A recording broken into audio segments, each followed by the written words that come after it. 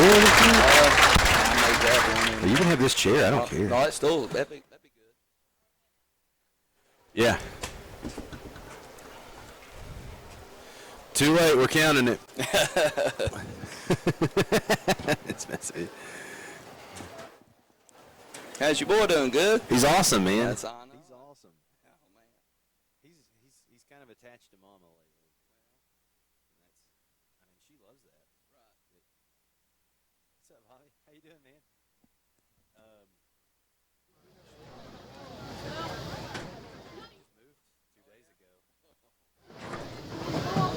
I'm doing everything I can, but I'm not doing half that right. Right. Oh no.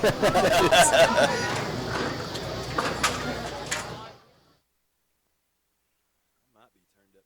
No, I think I'm all right. Sounds pretty good. You're there.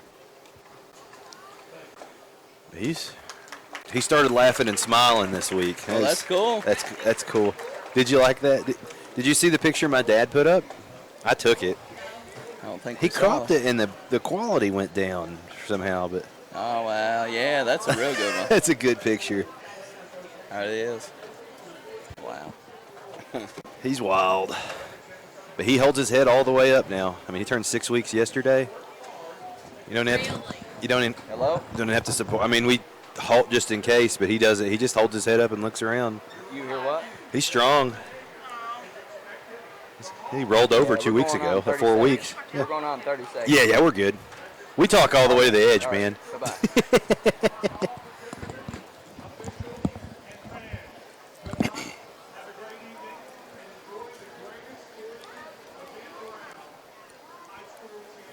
Hello and good evening from Campbell Field. Hounds back at home 2 weeks in a row playing host to the Colonels of Whitley County. I think it's dubbed the Grace Health Bowl. I think so. Here That's at right. Campbell Field. Corbin playing host backyard brawl to their cross-county rivals, the Whitley County Colonels. Corbin 1-0 on the season. Whitley County looking for their first win, 0-1 to start the season. I'm Ronnie Bowling with Jeff Barnett and Jenny Barnett in the T107 broadcast booth. And JB, the rain came at a great time. It was sweltering heat out here, but otherwise, this is the game we always look forward to calling every single year. That's right. Yeah, perfect night for football, perfect game. Hounds, started off 1-0, facing the defending 1A state champion Pikeville Panthers. So, coming off the big win last week, the most important thing I think, Ronnie, you want to do, not have a letdown. You want to come in, keep the gas pedal down, keep things ready to go. I know Coach Greer and his staff will be ready. So, look for the Hounds to try to come out and be fast and be ready to go tonight. Red Hound Varsity Club also putting on the Hall of Fame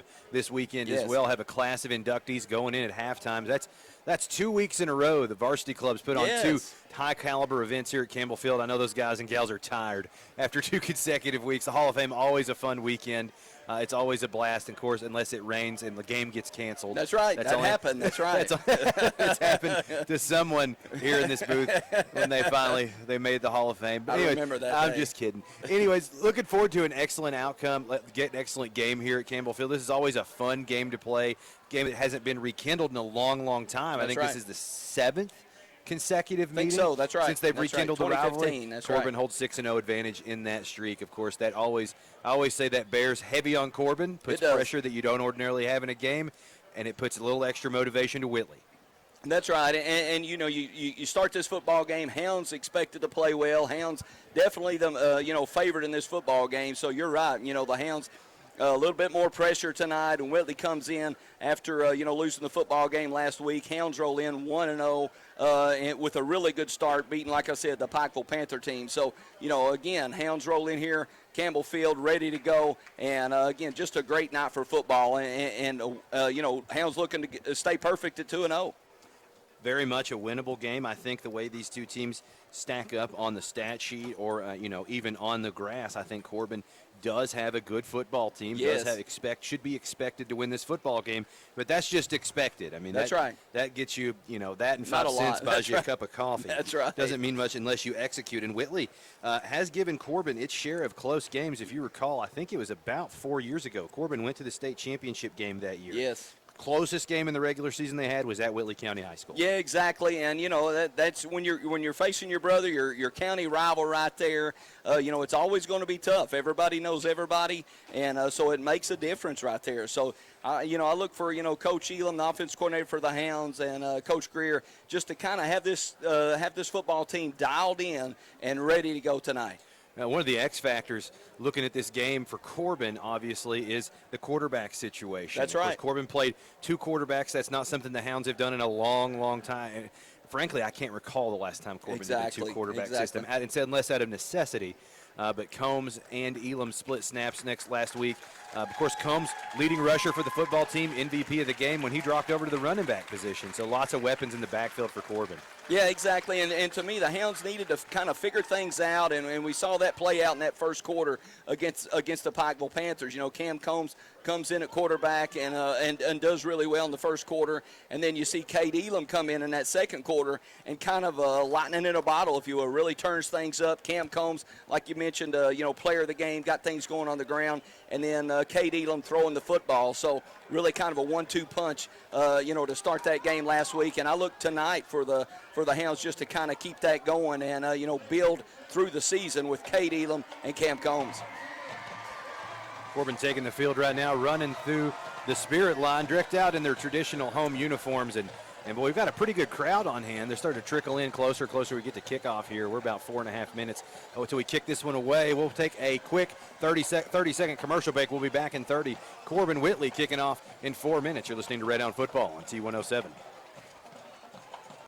Appalachian Wireless has a plan to make your life simpler. It's called Forward Pay. No contract, no credit check, no problem. Plans start at $19.99 a month and includes unlimited talk and text. Add 3 gigabytes of data, $29.99 per month. 6 gigabytes, $39.99 per month. Or take it to the max with unlimited data plus. Just $89.99 per month with 50 gigabytes of high-speed data. All the features of postpaid service without the long-term commitment. It's Forward Pay because we are you. We are Appalachian Wireless. Unlimited data plus slows to 1 megabyte per second. Past 50 gigabytes of use. Back here at Campbell Field, count you down to kickoff right now. I think the teams got on the field a little prematurely. It's still showing 3 minutes till we kick this one off. Both teams have ran through their Spirit lines, and we're waiting to tee it up here on Campbell Field. I didn't catch the results of the toss. I was kind of haphazardly watching, but I think Whitley won and elected to receive. Don't hold me to that. I think so. Yeah, Whitley going to want to start fast right here. Maybe get the running game. I looked at the stats last week against Perry County with the Colonels, and they were running the football, getting the football going. Didn't throw too much. I think the Colonels only threw like 9 times. So the Hounds to me tonight really stopped that run and put the Colonels in 3rd and long, and it should be really good situation right there for the Hounds defense. This first-year coach Zeke Iyer taking the sidelines for Whitley County. He was, of course, a Cumberland student. Played for John Bland at Cumberland. Ran that triple option offense while he was at Cumberland. Don't know if he embodies that here in the in the high school setting. Of course, triple option a lot harder to run in high school than it is in college. That's right. But interesting to see Corbin, of course. It's interesting to see how they attack the field. A year ago, Corbin took to the air at Whitley, really stretched the field. Elam, it was actually his first start, varsity moments ever was down at Whitley County High School. Yeah, exactly, and I think Elam, you look at last year's stats, Elam, I think throwing over 300 yards and are really doing a great job coming in there and, just kind of setting the tone through the air. So I look for the Hounds to, play good, smart defense tonight. Like I said a minute ago, force the Colonels to throw the football and, get them in 3rd and long and in behind the chains. And then Cade Elam leads the way tonight. So it's going to be fun to see, like you mentioned, in the opener, Ronnie, who comes in, Cam Combs, Cade Elam. But, we're probably going to see a lot of Cade Elam and then Cam Combs running the football tonight. Hey, Corbin's 1-0. What do they got to do to be 2-0? Well, tonight, JB keys to the game again offensively. Last week, that first quarter, Hounds had to figure out who they were. Had 2 leading rushers, graduate last year, so had to figure out who they were, who that offense was going to be. The Hounds did just that. Cam Combs, great job running the football. You mentioned last week, Pigskin Classic MVP. behind that big offensive line. Cade Elam throwing the football down the field. And then number 2, we hadn't talked about it yet, but clean up the penalties. Hounds had 11 penalties last week, exactly. So, you got to clean up the penalties. And, first game out, a lot of times that happens, but definitely clean up the penalties way too much. Defensively, I mentioned before, make the Colonels throw the football. Linebackers, defensive ends, making, a lot of tackles up front. So force the Colonels to throw the football. And then number 4, talked about it earlier, no letdown tonight. The Hounds had that huge win against the Class A champions last week, Pikeville Panthers. So, again, you don't want to have a letdown. Be ready to go right here tonight. There you have it, keys of the game. Teams are on the field. We're set for 60 minutes of Red Hound football action, or 48 minutes, sorry, not 60. That's right. 48 That's right. minutes. That'd be college. 48 minutes of Red Hound football action. Corbin did lose the toss. Whitley elected to receive, and they'll do so. Jacob Baker has the ball teed up there on the 40-yard line as the clock ticks away. Kind of baffling how they took the field 5 minutes early. We kind of had to belabor. That's right. That's right. You don't see that a lot, but a little bit late on the taking the field and getting things ready to go. But Jacob Baker, we talk a lot about him. Huge weapon. Had a couple of touchbacks last week. A field goal, 3 for 3 on the on the PAT. So committed. Yeah, exactly. Committed to Eastern Kentucky University this week. That's right. Huge weapon, Jacob Baker, right here kicking this football off for the Hounds. Baker to kick it off. Hamlin and Haynes back deep to receive. It's a low line drive kick. Going to clear the back of the end zone for the touchback. No return available there. Exactly. Touchback number 3 on the season. Right there you see Jacob Baker, and, he just gets better. Last year we saw him kicking field goals all over the place, and then touchbacks everywhere, and then again just kind of continuing on what he did last season. And, again, had a great defensive performance as well last week for the Hounds at that kind of rover outside linebacker position on defense. Whitley breaks the huddle, 1st and 10 on their own 20-yard line. Ty Hamlin going to open up at quarterback for the Colonels. He's got 4 wide receivers, as well a wing, empty backfield. Takes the snap. It's going to be a quarterback keeper across the left side. Now he'll bend it back up the middle for a few yards. Forges ahead up to about the 26-yard line. Picks up 6 or 7 on the quarterback draw. Number 2, Xander Curry coming in, making a hit, and we just talked about Jacob Baker at his rover position, that outside linebacker spot, closing the door as well. But a really good start right there on 1st down for the Colonels. Baker also tallied 10 tackles a week ago against Pikeville. It's a very ground-oriented offense. We'll see what Whitley County does. Yeah, the Colonels may try to slow the pace a little bit, hog the football, if you will, to kind of keep that high-powered Hounds offense off the field. Same formation for the Colonels. 5 wide receivers. Now he brings a wing in motion, fakes the jet sweep, now keeps it back across the formation. Tries to stagger forward up to the 30. I think forward progress will get him up to a 30.5. That's enough for a Colonel 1st down. Yeah, I think so. Colonel's going to move the chains right there. And good tackle in space. Number 17, Evan Baker, doing a good job. We saw last week Evan Baker 6 tackles, kind of filling in for the injured Mikey Neal right there. But 6 tackles last week, Evan Baker, and gets a fast start coming up to make the hit right there.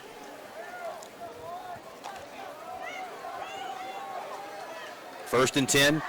Whitley operating on their own 30, under center, offset I formation, 3 wide receivers. Handoff on the ISO, up the middle. Not a lot of running room there. He might have got 2 or 3 on the carry. Yeah, not much up front right there. You look at the Hounds, 4-man front up, for the Hounds defense. Looked like number 52, Peyton Jordan, coming in, closing the door right there on 1st down. Again, I saw number 92 last week, Israel Summers, the defensive end for the Hounds, have a really good game. Big game. Tackling a lot of people in space as well. So the Hounds defensive front 4 really playing good to start this early football season.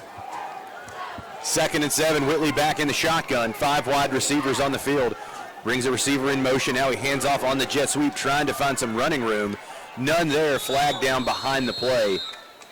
Crowley took the handoff. He might have lost a yard or 2. Preliminary indication going to be a hold against Whitley County. Yeah, hold right there. And we just mentioned Israel Summers, number 92, that left defensive end, doing a good job right there. Evan Baker as well coming up to make the hit. The Colonels come out in that trip set and tried to get that jet around the outside, but the Hounds defense ready to go. And then, you take a penalty on. So Hounds defense setting up pretty good right here in this 1st quarter. Well, of course, going to accept the yardage on that penalty.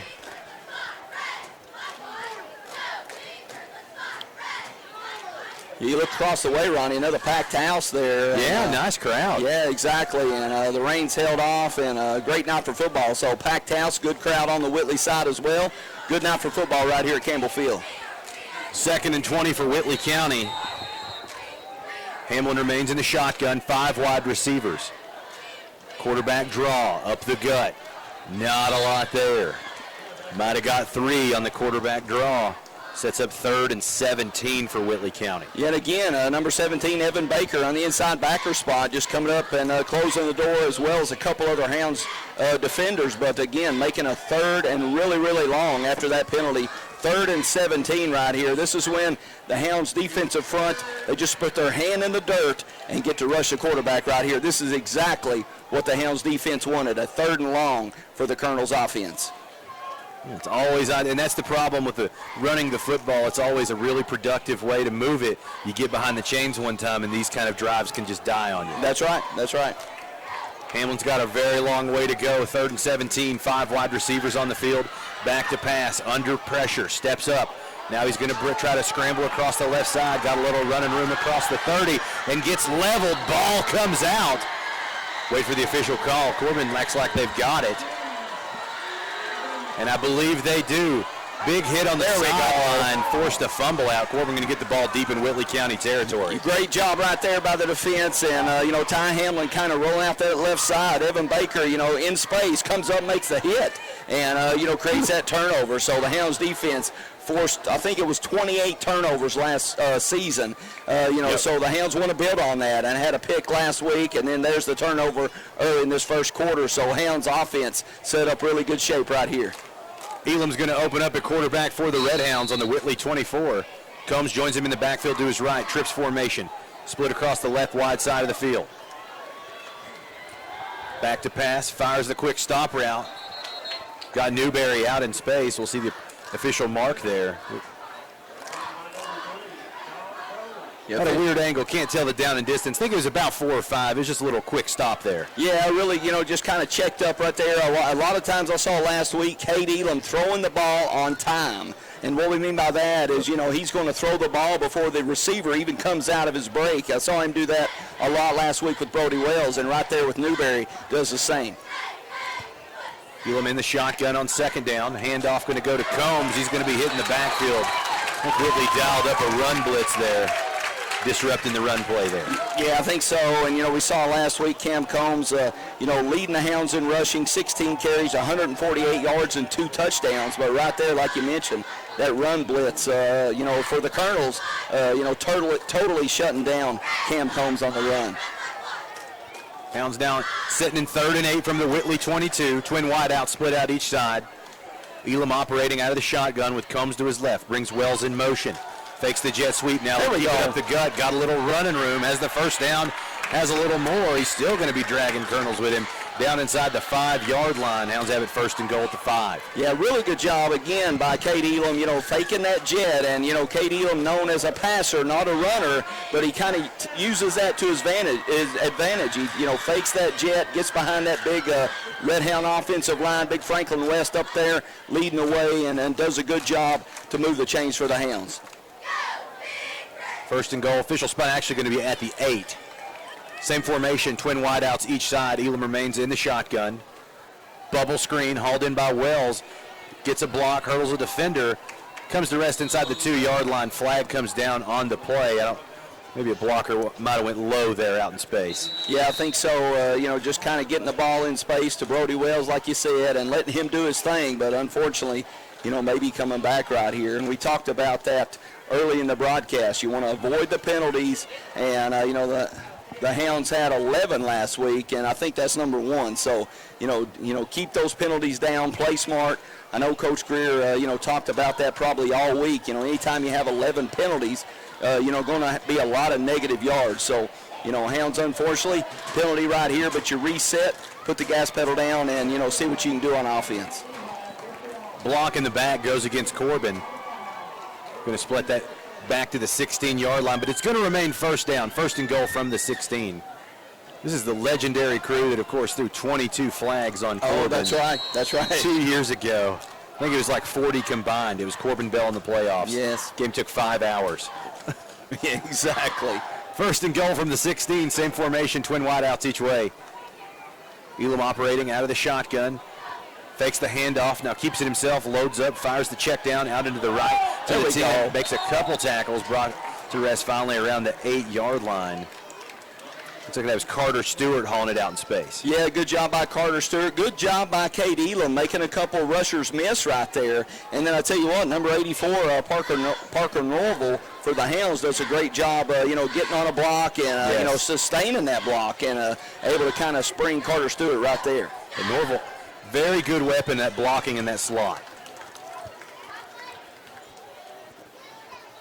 Hounds to the line, hard count, no bite from the Whitley County defense. He's got Warren and Wells to the left, Norville and Stewart to the right. Handoff going to go across the left side to Combs, going to drag a couple Colonels with him down to the 4, picks up about 4 on the handoff. Now it's third and goal from the Whitley 4. Yeah, again, you want to run the football up in there, testing that defensive line, testing that defensive front. You got to kind of run one up in there every now and then, keeping the defense honest, and the Hounds did that, and no better player than Cam Combs to do that, and 2 or 3, 4 tough yards right there for Cam Combs. Eli Petrosky checks into the game at the slot. Third and goal. Hounds do remain in the shotgun here. Fakes the handoff, fires to Petrosky over the middle. Hauled and caught for the touchdown.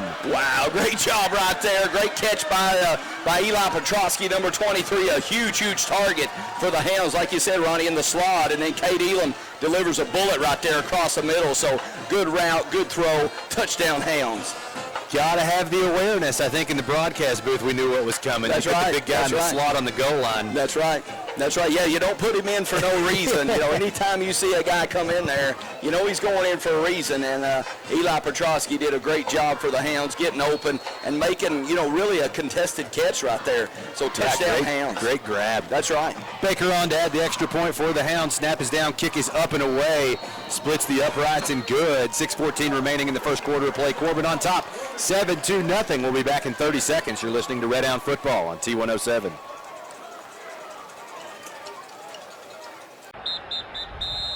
That's a 15-yard penalty for not eating at Bubby's Barbecue in Corbin. You can go deep with Bubby's all-you-can-eat buffet with all your favorites for one low price. That's right, all-you-can-eat, not just one measly old plate. And there's never a personal foul on the fine staff at Bubby's Barbecue. They're friendly and fast and will always treat you like you're a part of the Bubby's family. You'll always score big and win the game when it comes to choosing Bubby's Barbecue in Corbin. Phone 258-9070 for Bubby's Barbecue of Corbin.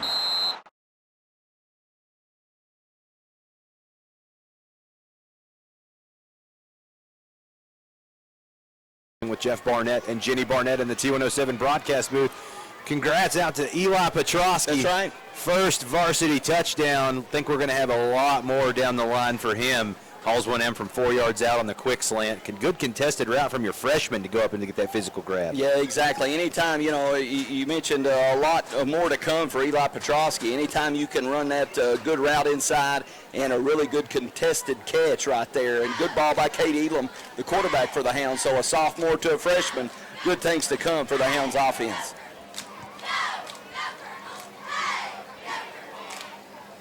Baker on to kick it away for the Hounds. Back deep to receive for the Colonels, number 23, Sam Haynes. I think Ty Hamlin. No, that's Shane Parker. Back deep to receive for the Colonels.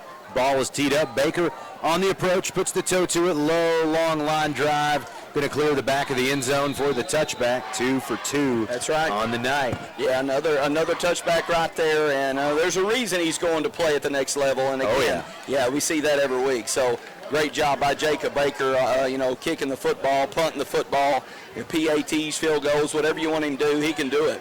And again, we look out there at the defensive side of football for the Hounds. Jacob Baker, again, we mentioned earlier, lining up at that rover spot, that outside linebacker spot. Last week did a really good job for the Hounds. 10 tackles, the leading tackler as well for the Hounds last week. Hamlin out of the shotgun with 5 wide.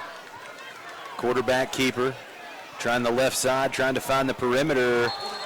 Might have got a couple yards there before he's forced out of bounds. Looks like they're going to mark him out after a gain of 4. Yeah, I think so. Anthony Myers, number 36 for the Hounds, got instant pressure, really quick pressure in the backfield, kind of made the runner kind of run around the corner, if you will, and then Brody Wells comes up and makes the hit. So second about 7 right here for the Colonels.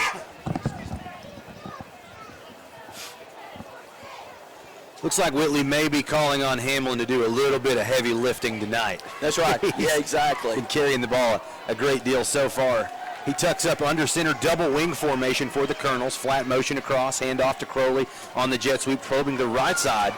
Slips a couple tackles, can't get away from all. Picks up 2. Long way to run for 2 little yards there. Yeah, just a couple right there on that little jet, and Zane Hammett coming up, and looks like number 15 Carter Stewart as well. So good job by the Hounds to kind of see the motion, see the action, come up make a big hit. So brings up again a 3rd and 4 right here. We talked about earlier in our broadcast. You want to get the Colonels in 3rd and long right here, 3rd and 4. So see what Coach Greer, the defensive staff, dials up right here on 3rd and 4. Much more manageable than a drive ago. That's right. Still a long way to go in the front of this Red Hound defensive line. Double wing, Crowley in motion, fakes the handoff, back to pass. Hamlin rolls out to the left, looking, flattening out, fires across his body. Gonna be picked off by Brody Wells at the 30. Down to the 25-yard line. There's a teachable moment for you, JB. Don't throw across your body. Exactly. Anytime you're rolling, the opposite way, you can't do that. And Brody Wells for the Hounds defense makes, Ty Hamlin pay the price right there. And that's 2 early turnovers by the Hounds defense. Brody Wells, just being an athlete out there, that outside linebacker spot, being smart, just playing his spot and coming up with that loose football. So great job again by the Hounds defense and Brody Wells. Corbin takes over 1st and 10 on the Whitley 26-yard line. Curry and Wells joining Elam in the backfield. Call's going to go to Wells across the left side. Flag down on the play. Wells rips through a couple defenders.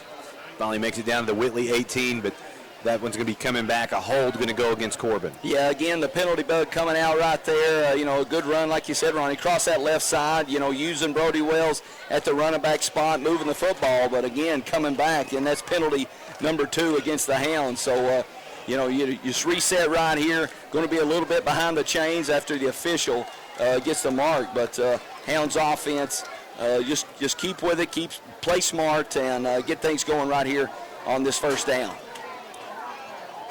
Flag is the call.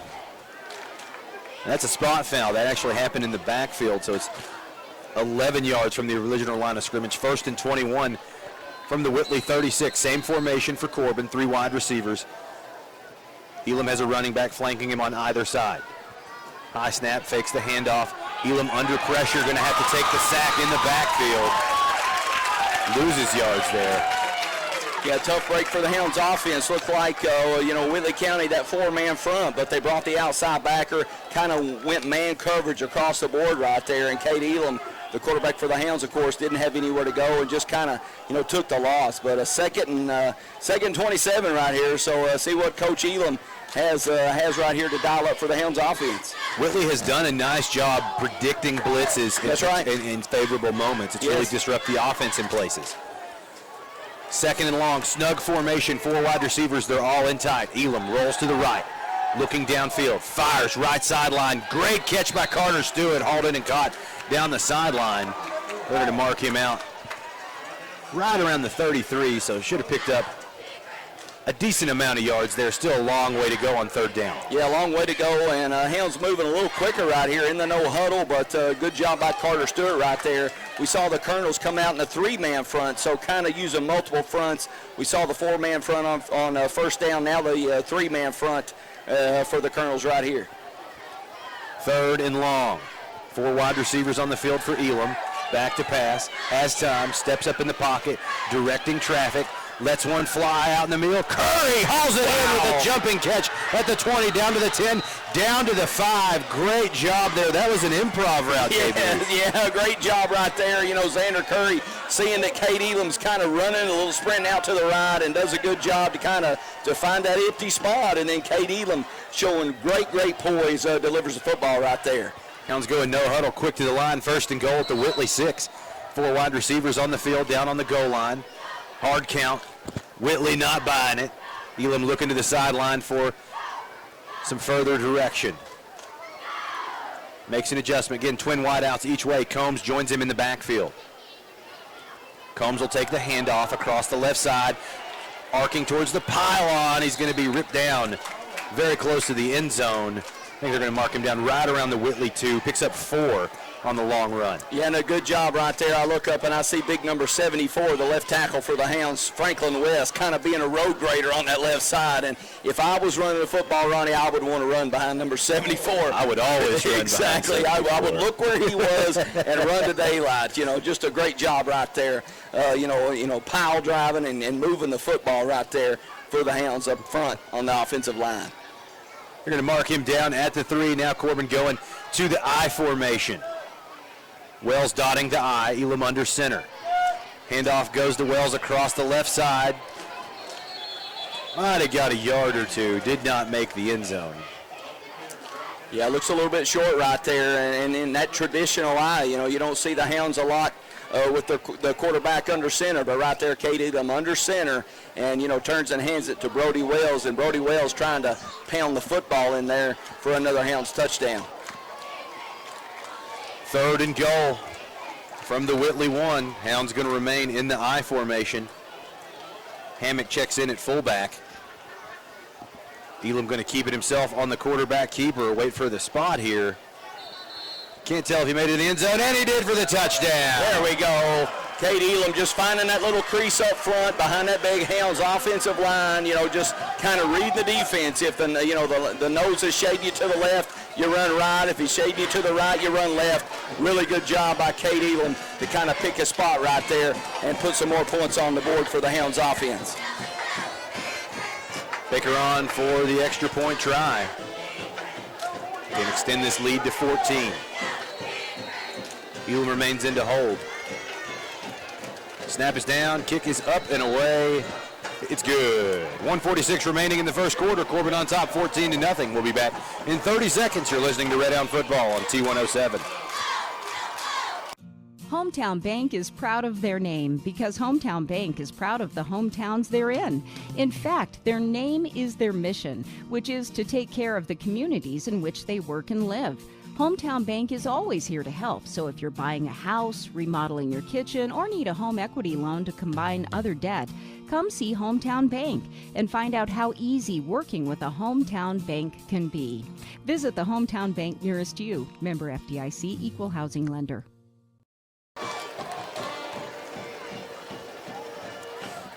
1:46 remaining in the first quarter of play. Corbin extends its lead to 14-0 over the visiting Whitley County Colonels. I'm Ronnie Bowling with Jeff Barnett and Jenny Barnett in the T107 broadcast booth. And so far, it's been all Hounds scoring off turnovers so far tonight. Yeah, exactly. You know, we saw the Hounds defense create a couple turnovers, and in the offense takes advantage and, gets the Hounds 14-0 lead right here, still in the first quarter. So good job. We played most of the football game on, unfortunately for the Colonels, on their side of the field. So Hounds look, just kind of keep it moving right here defensively as Jacob Baker kicks this football off.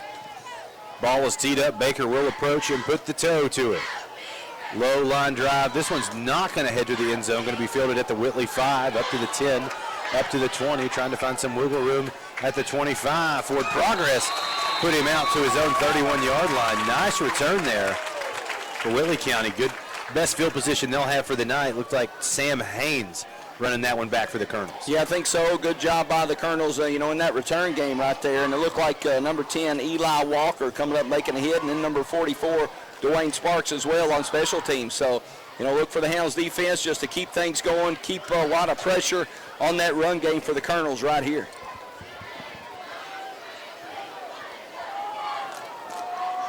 First and 10. Whitley going to start on their own 31-yard line. A little. Going to have officials timeout for a deficiency with some pads One of the Whitley offensive linemen being checked out to remedy a situation on a knee pad. So we'll get a substitution and keep the ball game rolling. Again, Corbin on top 14-0 right now over Whitley County. Haven't had to go a really long ways to score, setting up shop on the 25 and the 31 in the last 2 drives. Yeah, big defensive front up there. Israel Summers, number 76, Jace Hatfield, and looked like number 58, Peyton Warren in there as well. Hamlin in the shotgun. Quarterback keeper up There the we middle. go. He's going to get leveled in the backfield. Mr. Summers in there to clean it up. That's right, yeah, doing a good job at that defensive end spot, and a flag's come flying right here. So, yeah. We do love the yellow handkerchiefs with this particular crew. That's right, yeah, another one coming out, so Goodness. look like after the play, so. Little extracurricular activity, as should be expected. Can't play your cross-county That's right. high school and not have a few little John going on. Exactly. You got to, you got to get a little bit extra in there every now and then. And if you're ever going to do it, this is the game to do it. So looks like flags flying right here. I can guarantee you Tommy Greer disagrees with us. I would think so. I would think so. Looks like both sides were flagged for the infraction, unsportsmanlike conduct. Those penalties will offset. Should be second down. Doesn't so indicate on the chains. Those should be dead ball offsetting. Yeah, it is. They corrected the chains. Hamlin's going to remain in the shotgun. Again, 5 wide receivers for the Colonels. Kind of limits them offensively. Throws over the middle. Nice reception at the 40. Baker's going to drag him down, but not before he gets the first down. Pickup of about 10 there on the pitch and catch. Yeah, number 21, Shane Parker for the Colonels, just kind of settling in right there and making a catch. But, again, when you go that empty set, when you go 5 wide, you spread the field. And then, if you've got the quarterback that can deliver, like Ty Hamlin did right there, it's a good thing. So look for, maybe Whitley to kind of try to spread the Hounds defense out. Tried to run the football, but not having any success. So look for the Colonels maybe to try to spread the Hounds as they are right here. Same formation for the Colonels, 5 wide receivers. Hamlin back to throw. Tries to find a little out route, trying to hook up with Shane Parker out in space. Could not. Throws it over his head and incomplete. Yeah, good job right there. Jacob Baker in space, closing in number 37, Zane Hammock as well. And again, we saw that empty formation, and the Colonels just trying to find that open receiver and, putting the game, like I said a second ago, into Ty Hamlin's hands right here in that empty formation. Brings up 2nd and 10. Whitley on their own 41-yard line. 5 wide receivers on the field. Brings Parker in motion. Bad snap. Hamlin over his head. He retreats to pick it up. Going to get punished for it back at his own 35-yard line. We're going to lose 6 there on the snap malfunction. Yeah, a tough break right there for the Colonels, but the Hounds being really, really aggressive. And, it looked like we saw number 6, Jacob Baker, coming in there along with 2 or 3 of the defensive linemen up front for the Hounds. So good job by being smart, finding the loose balls, and the Hounds have already done that, creating 2 turnovers so far in this football game. So brings up a 3rd and long right here for the Colonels, and it's exactly where the Hounds defense want the Colonels to be. 3rd and long. Whitley County has fallen victim to 2 turnovers in this situation. 15 seconds remaining in the first quarter of play. It looks like Whitley may burn a timeout here, so we'll take a quick break as well. 14 seconds remaining in the first quarter. Corbin on top 14-0. We'll be back in 30. You're listening to Red Hound Football on T107. When you've been in business since 1954, you have to be doing something right. At Owens Auto Repair, they believe in honesty, service, and that hard work can still get you somewhere. Owens offers a complete line of truck and auto parts, as well as their custom-made hydraulic hoses, weather guard toolboxes, utility beds, and Sherwin-Williams auto paint. They also offer auto repair for cars, trucks, and RVs, and of course have top name brand tires. And they do towing and recovery. Owens Auto Repair, located just down from Corbin High School on Cumberland Falls Highway. 14 seconds remaining in the first quarter of play. It's all Corbin so far. They're on top of Whitley County 14-0 here in the Grace Health Bowl. I'm Ronnie Bowling with Jeff Barnett and Jenny Barnett in the T107 broadcast booth. And right now, JB, Whitley County backed up 3rd and long. 3rd possession, they've been backed up 3rd and long. And the last 2 times, a turnover has been forced. Exactly, and the Hounds created 2 turnovers. And again, we talked about a minute ago, Ronnie, if you look at the football field, there's a 50 on this side and a 50 on that side. And this football game has been played, unfortunately, for the Colonels on their side the whole night long. Not where you want to be. That's right. Hamlin's got his work cut out for him. He's in the shotgun with 5 wide.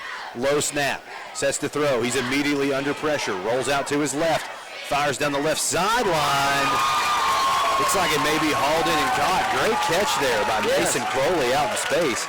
He's going to haul it in at his own 46-yard line. Unfortunately for Whitley, not enough to extend the drive, but we'll figure it out here in the second quarter play. That's 1 in the books and 3 to go after 1. Corbin's on top 14-0. We'll be back in 60 seconds. You're listening to Red Hound Football on T107. Have you been in a car accident? Whiplash is a common injury and very painful, leading to years of health problems. Discover a chiropractor that uses digital x-rays and will not twist your neck. Call and make your appointment with me, Dr. Deidre Pennington, and experience the difference at Pennington Wellness Chiropractic and Massage. Phone 606-261-2053. If you're having problems, trust our Grammy. We do! Dear past, present, and future football watchers, you know why we're here. The football season is back! Woo! And since that's too amazing to miss a single second's worth, Pepsi is officially giving you permission to always put football first. Like, maybe those in-laws are back in town. Well, better hope they're football fans because your Sunday is completely booked.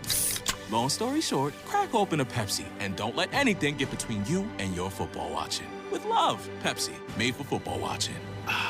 That's what I like. Got him at the I thought he caught the ball over there. Yeah, I thought it was 4th and 4. Yeah, that's what I thought. At the top of the second quarter, Corbin on top of Whitley, 14-0. Colonel's going to go for it here on 4th down. On their own 44-yard line, Hamlin back to pass. Fires out in the flat. It's going to be hauled in and caught on the quick stop route. Finds Bryson Potter on the turnaround. That's enough for the Whitley first down. Now it's the first time. That's right. Whitley County's been inside the Corbin half of the 50. Exactly, moving the football right here, and a really good route and really good throw by Ty Hamlin. Delivered football and moved the chains for the Colonels. So Joe Lester coming up to make, kind of make that tackle in space, if you will. But again, Colonels spreading the Hounds defense out, and just trying to find those loose receivers in the pass. Wing T for the Colonels. Counter handoff going to go to Crowley. He'll fall forward up to the Corbin 43-yard line. Gain of about 5 on the under center run. You look like number 4, Brody Wells, again making the hit right there for the Hounds defense. But we saw the Colonels spread the formations out, go empty a lot of times, and then right there, just giving the football to the running back Mason Crowley to pick up 4 or 5. So a good first down play by the Colonels. Hounds look to reset right here on 2nd down. 2nd and 5. Whitley going to remain in the wing T set. It's kind of like a broken wishbone almost. Yes. Handoff going to go to Crowley. Now he's got some company in the backfield.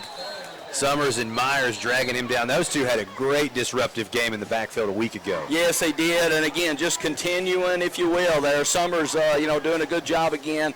And looks like he's going out for a play right here. But, Coach Mills, Coach Greer, defensive side of the football, doing a good job keeping those guys subbed in, subbed out, where they can rush the passer, especially right here. Again, Hounds defense have the Colonels 3rd and long, right where the Hounds defense wants to be in this football game. 3rd and 8 for Whitley County. They're back in the shotgun now. Hamlin has 5 wide receivers on the field. Sets to throw. Fires over the left side. Another pitch and catch right at the first down marker. He's running that little stop route right to the first down and having a little success with it. Yeah, exactly. And then, you see Joe Lester out there. He's got to protect the deep ball. So, the receiver just kind of checks up. Number 15, Bryson Potter, checks up right there. And you're right, Ronnie. Just, Ty Hamlin hits him really quick, a really quick route. Not enough time for the Hounds front 4 to really put pressure on him. So, really, really good plan right here for the Colonels offense. And Coach Greer will give that underneath throw from time to time. True wing T for the Colonels. Jet sweep across the left side. Got a little wiggle room across the 30.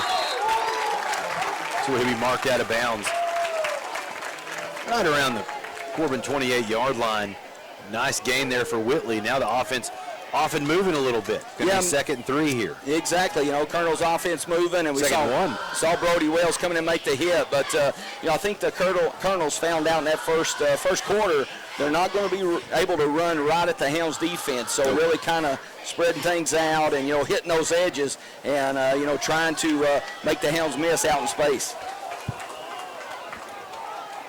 Full house backfield for Whitley County. And we're going to hand off to Crowley across the right side.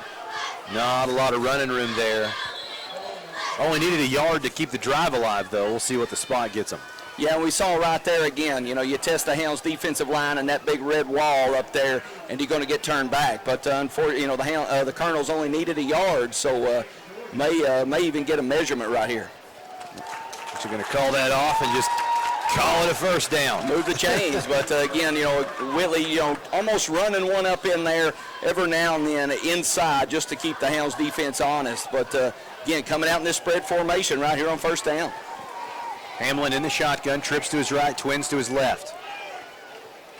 Sets to throw, pump fake. Now he has to step up in the pocket from the pressure. Got some running room across the 10, down to the 5. Going to be upended right around the Corbin 3-yard line. Touchdown saving tackle there right on the edge of the pylon.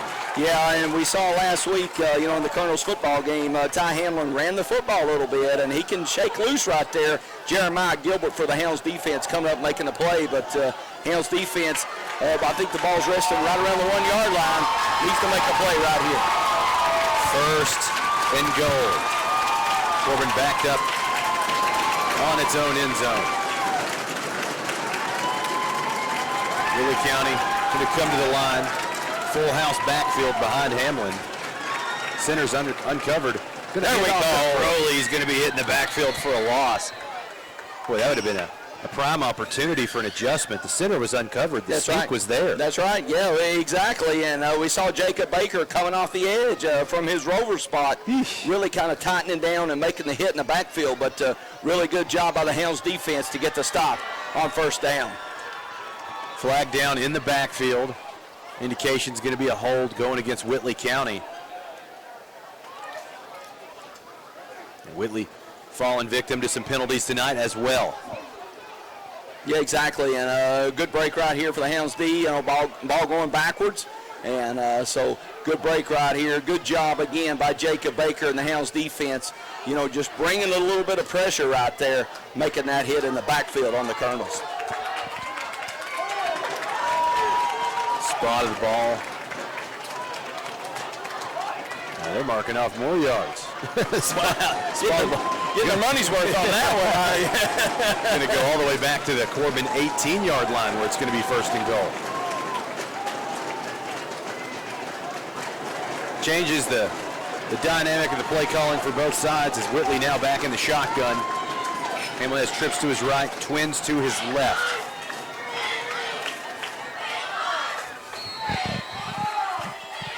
Hamlin makes an adjustment, turns back around to receive the snap, sets the throw, fires to the left. It's going to bite the grass before it gets there and fall incomplete. Yeah, good job right there. Looked like Jeremiah Gilbert at the corner for the Hounds out there in coverage, but trying that pitch and catch that we've seen the Colonels use to move the football, but turn back right there. Good job by the Hounds defense creating the second down. Timeout on the field. I think Coach Greer wants a second to talk about it. We'll take a quick one as well. 8:57 remaining in the first half of play. Corbin on top 14-0. We'll be back in 30 seconds. You're listening to Red Hound Football on T107. I hate box springs. Well, here at Sammy's Furniture, we hate them so much, when you buy any mattress $7.99 and up, we're going to give you one for free. So if you're thinking, yeah, Sammy's right, if box springs were a person, I would punch them in the face. Well, guess what? You can take the price of that box spring and deduct it from any adjustable base we've got in the store, and we've got over 16 of them. Come see us today at Sammy's Furniture and Mattress, folks. We're open 7 days a week from 10 to 6, Sundays from 12 to 5. We got 12 months, same as cash financing if you need it. When you pick it up, you get an extra discount on top of the free box spring that we can't wait to get out of here. Come see us today at Sammy's Furniture. 8:57 remaining in the first half of play. Corbin on top of Whitley, 14-0 in the Grace Health Bowl here at Campbell Field. I'm Ronnie Bowling with Jeff Barnett and Jenny Barnett in the T107 broadcast booth. And Right now, Whitley was knocking on the door, had it first and goal at the Corbin 1, and That's a right. costly 15-yarders got him knocked all the way back to the Corbin 18-yard line. Exactly, yeah. The Hounds caught that penalty right there on the Colonels, and exactly what we talked about, through this first quarter and now into the second. The Hounds defense want to put the Colonels in passing situations, and the defense, have got that right here. So look for that front four for the Hounds to really try to put pressure on Ty Hamlin right here for the Colonels. Going to be second down, 18 to go. Hamlin remains in the shotgun. Trips to his right, twins to his left. Brings the receiver in motion. Going to be a reverse. Now he pulls up to pass. He's under pressure. There we go. Pursuit ball is on the ground. Whitley County going to recover it, but all the way back at the 30-yard line. Good disciplined pursuit there from the Corbin front four. Yes, really good job right there. The Colonels trying to catch the Hounds defense, not playing good disciplined football, but the Hounds really doing a good job. The ball comes loose right there. Evan Baker really putting a lot of pressure too, but the Hounds defense really did a great job of being smart, keeping everything in front of the defense, and, making that play right there. Third and a third of the field. That's right. 30 yards to go. Not a tenable situation for your offense. Not a lot of plays in the book. That's right, for 3rd and 30. No. Hamlin in the gun with 5 wide. Sets the throw. Corbin brings 4. Loads up and fires the deep ball. Going to be hauled in and caught, but it's out of bounds, and he'll not come down with the ball anyways. Good coverage over there on the left side. Yeah, good job right there by number 1, Joe Lester. Man-to-man coverage. Had a little bit of help from Brody Wells coming over right there for short. Exactly, but, Brody Wells doing a good job to give some help to Joe Lester. So good job by the Hounds, expecting a big pass down the field, and, the defensive backs for the defense doing a great job right there. 4th down. Whitley's gone about the length of the field. What's the harm in going for it? Yeah, exactly. I thought the Colonels may try to get half of the distance right there, but, throwing it up and going for all of it on 3rd down right there. 4th and goal from the 30. Hamlin sets the throw. Loads up and fires towards the end zone. It's going to be hauled in and caught for the touchdown. Terrible no call on the push-off. Wow, yeah. that's atrocious. Exactly. My goodness. Exactly. Referee right there at the end zone, right on the play. And, that's a joke. Yeah, the receiver just pushes Joe Lester down almost and then makes the catch. So really, really tough break for Joe Lester and the Hounds defense. But, you kind of almost had a jump ball, and then Goodness gracious. Joe Lester gets shoved in the back right there. We don't say a lot about the refs. No. That was very bad. Yes. Tough. From the offensive perspective, you like it when your receiver gets physical and goes up for the football. Yeah, exactly. I don't blame him going up there. And it's not his fault. Who knows? You may get lucky, and unfortunately for the Hounds defense, the Colonels did right there. Whitley going to go for 2 here. 5 wide. Going to hand off on the jet sweep. Breaks a tackle. Here comes a swarm of Hounds to meet him at the 5-yard line. Going to lose yards. No good on the conversion play. So 7:51 left in the first half of play. Corbin 14, Whitley 6. We'll be back in 30 seconds. You're listening to Red Hound Football on T107. Our world has dramatically changed over the past couple of years. We've all had to adjust to these changing times. But one thing that has not changed is the fact that the Hart family and Tri-County Cycle Sales is still serving Southeastern Kentucky with the same quality products and service after the sale since 1968. Honda, Yamaha, Kawasaki, and Polaris are the biggest names in off-road adventure and can still be found at Tri-County Cycle Sales. For your next ATV or side-by-side, stop by the place where time has stood still. Tri-County Cycle Sales, located between Corbin and London on US 25 across from Kentucky Outdoorsman. Crazy. He shoved him. 7:51 remaining in the first half of play. Whitley finds the scoreboard on a 4th and 30. Yeah. Fade route to the back of the end zone. Now they trail Corbin 14-6 here in the Grace Health Bowl here at Campbell Field. And so far, Corbin playing well. Give up the one long play, but still enjoy the lead here and plenty of time to respond here right here in the Grace Health Bowl in the first half of play. Yeah, exactly. You know, it's 7:50 left in this second quarter, and we saw there 4th and 30. You know, unfortunately for the Hounds defense, you know, you just throw up a prayer, and right there for the Colonels got answered, and a tough break for Joe Lester, the corner for the Hounds on defense. You know, kind of getting pushed in the back, if you will, but the Colonels come up with a big play right there when they had to have one, and you know, right now 14-6 Hounds lead. But the Hounds look to respond right here on the offensive side of the football.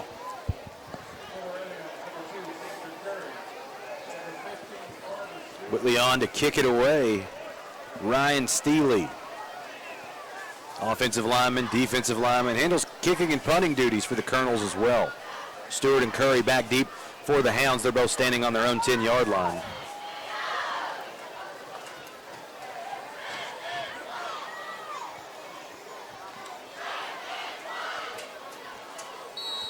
Ball's blown into play. Steely on the approach. End over end kick going to land at the 20. Fielded by Curry back at his own 10. Trying to go to the home sideline at the 20. There he goes. At the 30. There he goes. At the 40. Down to the 50. There he goes. 40 if he's tackled from behind at the Whitley County 35-yard line. Second week in a row, Curry, big return from him. That's right. That's right. Just what I was going to say, Ronnie. We saw Xander Curry in the Pigskin Classic have a couple big returns for the Hounds special teams unit, and right there didn't disappoint and sets the Hounds offense up really good right here. 1st and 10 right around the 35-yard line. So good job by Xander Curry and the special teams unit to set this Hounds offense up in really good shape right here.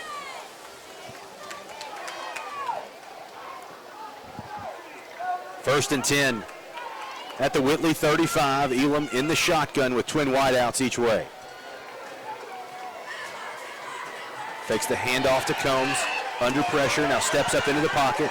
Fires the check down route to Stewart. Hauled in at the line of scrimmage. Now he's down to the 20. 15. Lowers his shoulder at the 10. Down to the 5. Nice little 30-yard pitch and catch there. Yeah, really good job right there. Cade Elam got really good pressure from the Colonel's defense, but, you know, kind of being really smart, really poised in the pocket, and looking downfield first. Nobody deep, checks it down and takes his check down, and then Carter Stewart does a great job to make a couple defenders miss and move the chains for the Hounds going into this end zone. First and goal at the 7. Elam tries the hard count. No bite. Whitley is showing blitz here. Playing a 3-man front at the moment with 2 walked up on the outside.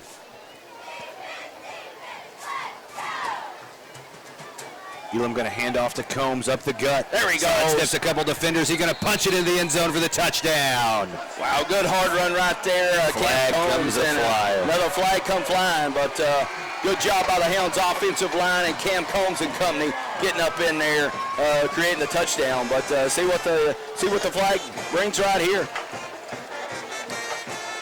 It always tells a tale. Yes. Officials talking about it right here, right around the goal line, and couldn't tell the timing. It looked like it came right at the tail end of the play. Yeah, I think so. I think the officials marking it off against the Hounds, so this one may be coming back right here. Baker's still coming on the field, though. Could be a dead ball. Usually those are assessed on the kickoff, though. Result of the play is a touchdown after the flag. No. His personal foul, face mask against Whitley County, which Corbin will elect to mark off on the ensuing kickoff. Exactly. I saw the arm, and it was actually, talking about the kickoff right there. But, again, Hounds get the touchdown and respond really well right there offensively. Curry in to snap it away. Elam to hold. Baker to add the extra point try.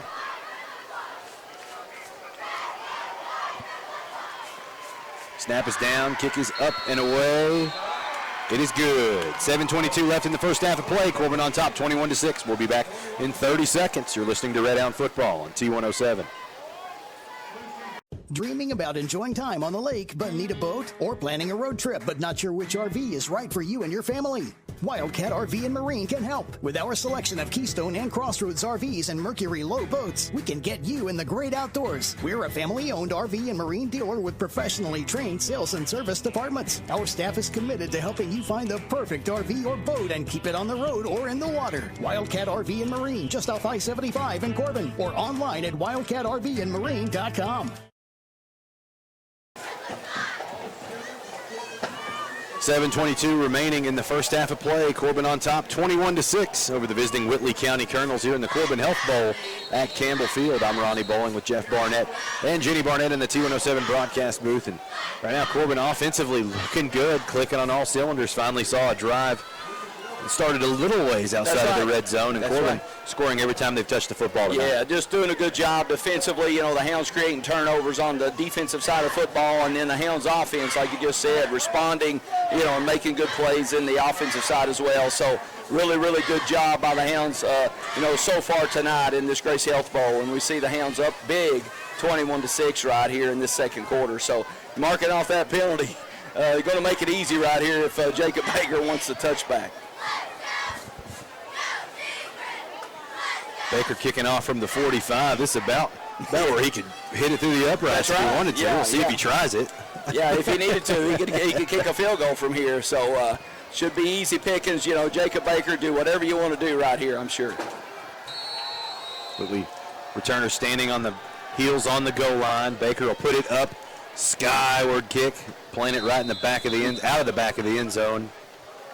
Almost hit Kim Cleary down there in the end zone. That's right, yeah. Jacob Baker didn't disappoint. And, again, I think that's 3 touchbacks on the night, if I'm not mistaken. Maybe 2. Yeah, 3 touchbacks. So good job by Jacob Baker going to play at the next level. So just a great player and doing a good job defensively as well. Like I said a minute ago, last week, the leading tackler for the Hounds, 10 tackles last week, and has had 2 or 3 tackles as well tonight on the defensive side of football.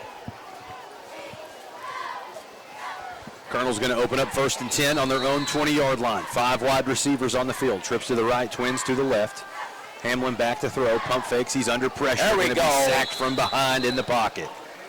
Wow, Anthony Myers doing a good job at that defensive tackle position. And, you know, I love how the Hounds defense, you know, we rush 4 right there, cover with 7 with that little zone defense over the top. But Hounds, you know, they don't get necessarily the big guys in there, you know, have a lot of athletes. And Anthony Myers doing a great job to find Ty Hamlin for the hit. So good job up front by the Hounds defensive line. Result of the play going to be a loss of a yard. So Whitley going to operate 2nd and 11 on their own 19-yard line. See what they come out in here. Did have some success under center running the ball. Going to let it remain in the shotgun. Brings Crowley in motion. Handoff goes to Crowley on the jet sweep. Flag comes down on the play. He'll forge ahead up to his own 25-yard line. Picks up about 6 on the jet sweep. We'll see what the flag is.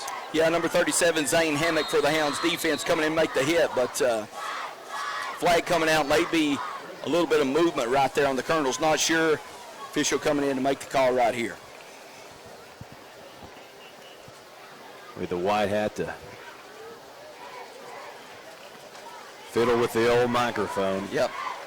Makes it hard on the radio, guys. That's right. Sit here with dead That's air. right. Yeah, just trying to figure it out and talking to the Hounds captain and figuring out what Coach Greer and the defense wants to do. But you're going backwards, looks like, for the Colonels on offense right here. Some sort of blocking infraction going against the Colonels. Illegal shift going to be the call. Actually, illegal shift against the Colonels. Going to be a 5-yard penalty back. Whitley County up to their own 14-yard line. 2nd and 16. Yeah, exactly right there again. Right where the Hounds defense wants the Colonels. 2nd and long, 3rd and long, and the pass rushers up front get to tee off against that Colonel offensive line. 5 wide on the field for Hamlin. He's back to pass on 2nd and long. Pump fakes. Steps up into the pocket. Looking downfield and fires. Gonna be almost intercepted. Curry almost got underneath that one. Incomplete. Yeah, really good job right there. You know, Joe Lester over the top on for the Colonels, number 15, Bryson Potter, and then Xander Curry, you know, playing that kind of safety spot right there, comes over and gives help right there, doing a good job for the Hounds defense. And again, 3rd and long right here for the Colonels. Down and distance not been a favorable venture for Whitley County tonight. Yeah, that's right. Yeah, 3rd and long, 2nd long, all night long for the Colonels. So Hounds really kind of getting to dial up and dictate what they want to do defensively. 5 wide on the field for Whitley County. Hamlin rears up and throws it. This ball hangs in the air just a shade. It's going to go out of bounds harmlessly and incomplete. Now before Hamlin took a big shot, he's down on the play. Yeah, I got Hamlin down right there taking that shot, but you're right, Ronnie. Just trying to, the Colonels trying what they did on 4th and 30 right there, just throwing up one to the heavens, if you will, seeing if you can create that magic again. But Joe Lester doing a great job to shut down number 15, Bryson Potter, the Colonels wide receiver on the play. As the game progresses on, your quarterback can't continue to take that kind of punishment. No, it's very hard to sit in the pocket. Yeah, that's right. When the defensive line, like we said a minute ago, gets that 2nd and long, 3rd and long, they can put their hand in the dirt and really put pressure. And you're exactly right. You saw that right there, unfortunately, for the Colonels and Ty Hamlin. Curley on to punt it away. Stewart standing back on his own 45-yard line for the return. Snaps hauled in, puts the toe to it. It's a knuckleball, fair catch signal for and caught. Going to be hauled in at the Whitley County 43-yard line. That's where Corbin will take over 1st and 10. Haven't started on their side of the 50 yet tonight. No, exactly. And again, the Hounds, like you just said, coming out in great field position right here. And 5:56 left in this 2nd quarter. Hounds up big 21-6, looking to add on to that lead. So, we've seen the Hounds offense do nothing but roll tonight. So look for, Coach Elam, the offense coordinator for the Hounds, to try to tack on another touchdown right here. Corbin has scored every time they've had the football tonight. Elam opens up at quarterback on the Whitley 43-yard line. Hound's going to go with 5 wide here. Trips to the long side of the field.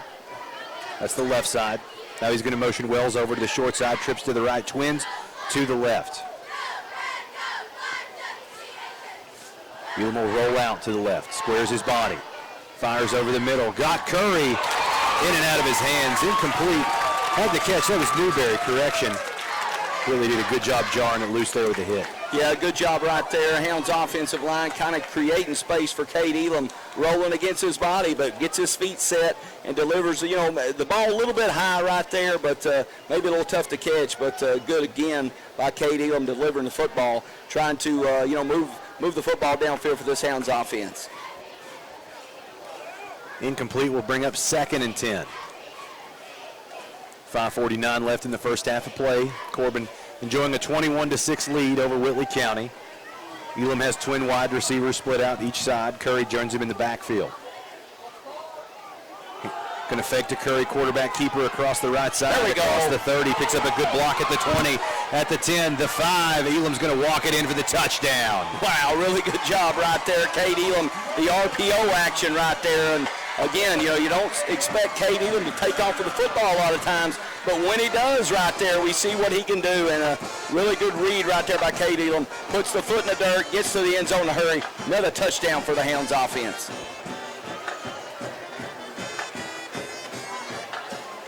Corbin has scored every offensive possession of the football game. Exactly, perfect on the night, and again, defense creating turnovers as well, so really, really good job all the way around, all 3 phases of the football game so far tonight. Baker on for the extra point try. Snap is down, kick is up and away. It's good. 5:40 remaining in the first half of play. Corbin extends its lead 28-6. We'll be back in 30 seconds. You're listening to Red Hound Football on T107. Appalachian Wireless has a plan to make your life simpler. It's called Forward Pay. No contract, no credit check, no problem. Plans start at $19.99 a month and includes unlimited talk and text. Add 3 gigabytes of data, $29.99 per month. 6 gigabytes, $39.99 per month. Or take it to the max with unlimited data plus. Just $89.99 per month with 50 gigabytes of high-speed data. All the features of postpaid service without the long-term commitment. It's Forward Pay because we are you. We are Appalachian Wireless. Unlimited data plus, slows to 1 megabyte per second. Past 50 gigabytes of use. 5:40 remaining in the first half of play. Corbin opens up its lead 28-6 over the visiting Whitley County Colonels. I'm Ronnie Bowling with Jeff Barnett and Jenny Barnett in the T107 broadcast booth. That time it was Elam on the ground, 40 yards out on the read option keeper. walking it in for 6. Yeah, good job again, Kate Elam. You know, that RPO kind of action right there. And nobody home for the Colonels, and Kate Elam makes that good read and gets to the end zone. So good job, like you said, Hounds offense perfect on the night. Just really doing a good job to put up a bunch of points right here in this first half. Baker on to kick it away, this time from his own 40-yard line. Has multiple 4 touchbacks tonight. Puts the toe to it, long driving kick, going to sail out of the back of the end zone. That one added to the column. That's right. Another touchback. Yeah, just easy pickings right there. Jacob Baker doing a good job, and then, running right down the field right here, ready to play some good defense. So, Jacob Baker, really a versatile player for the Hounds. Can kick the football anywhere he wants to and then play great defense. So, good job by Jacob Baker right there. Whitley County has been plagued by a few penalty issues, a few turnover issues, not making it easier against this gritty Red Hound defense as well. Hamlin going to open up in the shotgun on his own 25 wide on the field. Quarterback keeper, nothing there. He's going to lose a yard. Yeah, look like number 56, Troy Faulkner, closing the door again on Ty Hamlin, the quarterback for the Colonels. And, when your back's against the wall right here, down 28-6, 5:25, and the clock's running down in this second quarter, really tough sledding right here for the Colonels. Really need to come up with something positive to, get that first down, move the chains. But Red Hound defense are really doing a great job right here. They will mark him back to the original line of scrimmage, so 2nd and 10 for Hamlin and Whitley. Takes the snap, fires over the middle, going to be hauled in and caught. Up to the Whitley County 26-yard line. Pick up a 6 there. Now a much more manageable 3rd and 4. This might be the best down and distance Whitley's had all night. Yeah, I think so. 3rd down right here, 3rd and 4, 3rd and 5. Jeremiah Gilbert coming up, making a hit at his corner spot. But, Whitley County, not even thinking about a score right here, just looking to move the chains, like I said a second ago, get something positive. But, Big Jay Sapfield up there playing well for the Hounds. Number 52, Peyton Jordan inside. And we saw Israel Summers out there, Zane Hammock, just doing a great job defensively for the Hounds tonight. Whitley remains in the shotgun with 5 wide. Hard count. Gets 5 free ones, so Whitley will move the chains on the offsides call.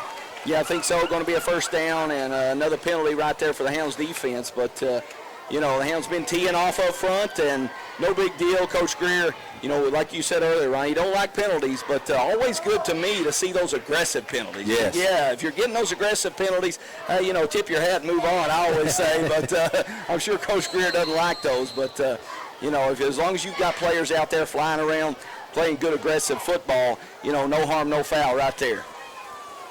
Hamlin going to tuck up under center. Still 5 wide receivers on the field. Brings the slot in motion. Going to be a confusion on the handoff. Broken play. Keeps it across the 40 to the 50. Down to the Red Hound 40 before he walks out of bounds. Wow. Yeah. That was a broken play. The snap was blown up in the backfield, and all the action was to the right. To the left, he kind of just kept it to the right, away from where the defenders were, and made the best of the broken play. Yeah, exactly, and really doing, like you said, a good job of making people miss. The Hounds had looked like had the offensive player in the backfield right there for the Colonels, but Xander Curry, number 2, able to push him out of bounds right there. But you're right, kind of a instant pressure by the Hounds defense up front. Hamlin back under center, full house backfield behind him, wing T. And a handoff on the power play to the right. Just nothing there. Extra effort might have got back to the original line of scrimmage, but not much after that. No, not much up front. That's what we've seen all night long by the Hounds defense. And again, we see number 92, Israel Summers, coming in there being that first hitter for the Hounds defense, along with a lot of the Hounds on that side of football. But just a good job up front. Anytime the Colonels have tried to test that defensive line for the Hounds, they've been turned back. 2nd and 9. Colonels in the shotgun with 4 wide. Keep a running back into block this time. Sets the throw. Fires it in the flat. Going to be intercepted by Brody Wells. They're going to wave that off. That's a terrible call. That's a terrible call. My goodness. Good call it incomplete. Brody Wells cradled that one to the ground. That's sheesh. My goodness, great job by Brody Wells. Again, we talked about the great athlete that he is, and we just saw another example of it right there. Coming up with a great play, and unfortunately for the Hounds defense, going to be waved off, but great play by number 4, Brody Wells, for the Hounds defense. Nonetheless, incomplete. Brings up 3rd and 9. Colonel's in the shotgun with 4 wide. Hamlin back to throw, under pressure. Now he's going to tuck it and keep it himself. There we go. Throws the stiff arm. It's not going to get him anywhere. He's going to be slugged down on the ground right around the line of scrimmage.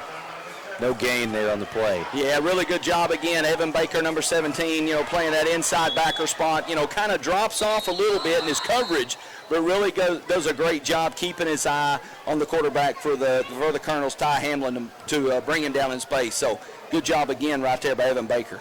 Timeout, Whitley County. We'll take a quick one as well. 28-6 Corbin. We'll be back in 30. You're listening to Red Hound Football on T107.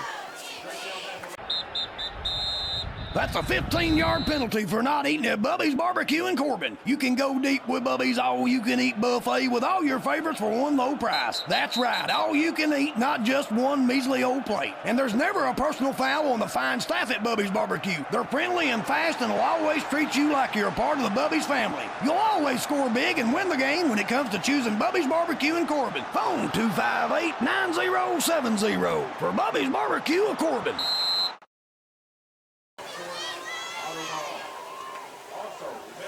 2:44 remaining in the first half of play. Corbin on top, 28-6 over Whitley County. I'm Ronnie Bowling with Jeff Barnett and Jenny Barnett here in the broadcast booth at Campbell Field, Grace Health Bowl. Whitley County staring down the barrel of 4th and 10 at the Corbin 38-yard line.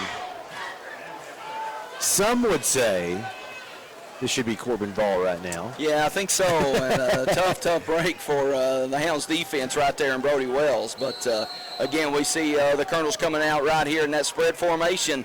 See if they can pick up 10 yards right here. Another timeout on the field. Take another quick one as well. 2:44 left in the first half. Corbin 28, Whitley 6. We'll be back in 30. You're listening to Red Hound Football on T107. Hometown Bank is proud of their name because Hometown Bank is proud of the hometowns they're in. In fact, their name is their mission, which is to take care of the communities in which they work and live. Hometown Bank is always here to help, so if you're buying a house, remodeling your kitchen, or need a home equity loan to combine other debt, come see Hometown Bank and find out how easy working with a Hometown Bank can be. Visit the Hometown Bank nearest you. Member FDIC, Equal Housing Lender.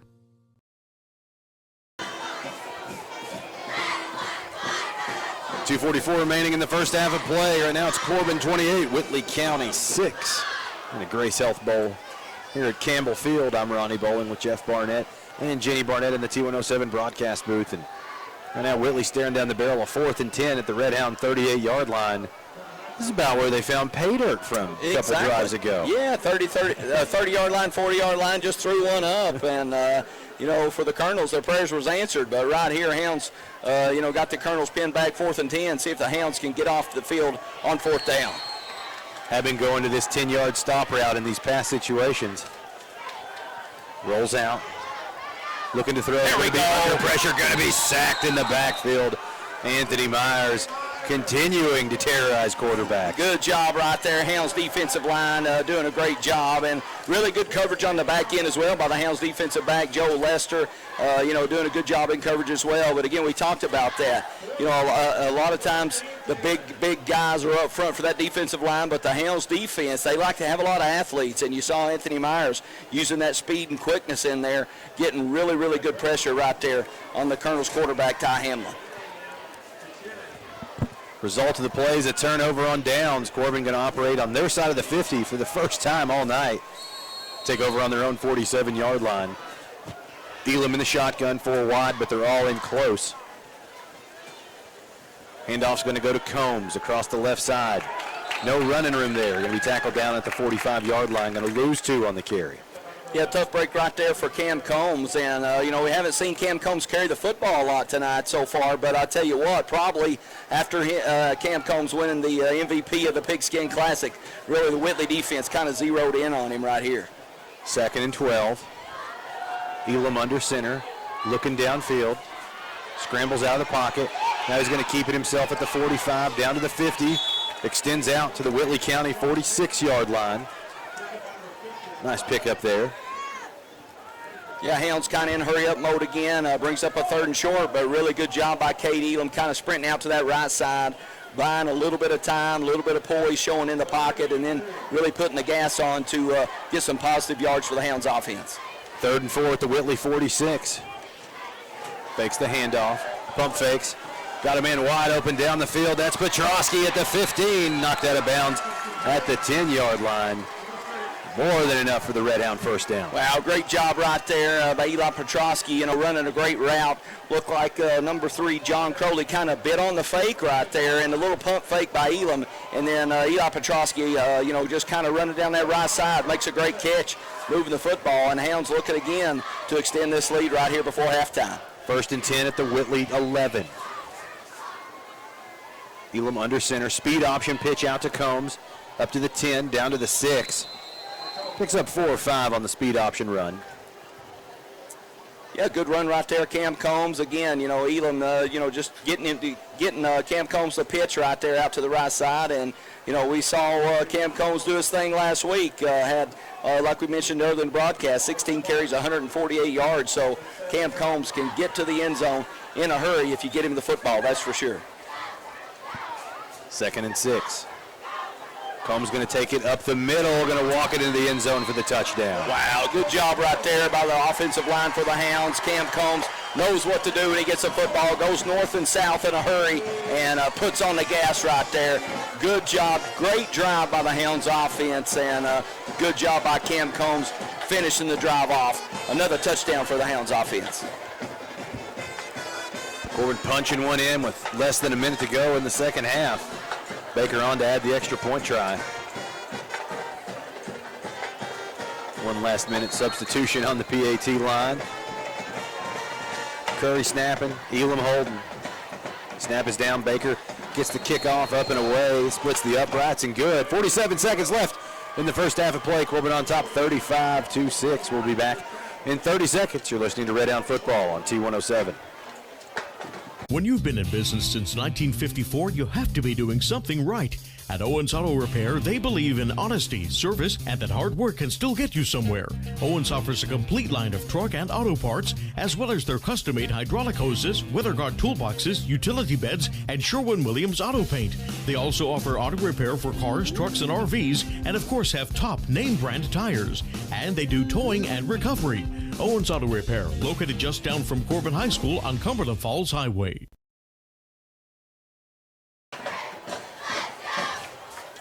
47 seconds remaining in the first half of play. Corbin extends its lead 35-6 on the back of a Cameron Combs touchdown run.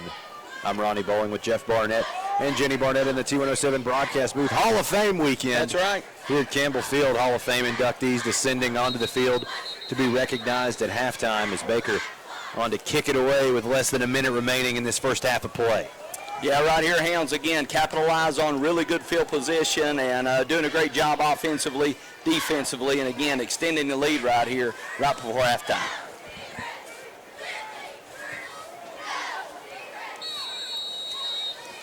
Finally blown into play. Baker will approach, put the toe to it.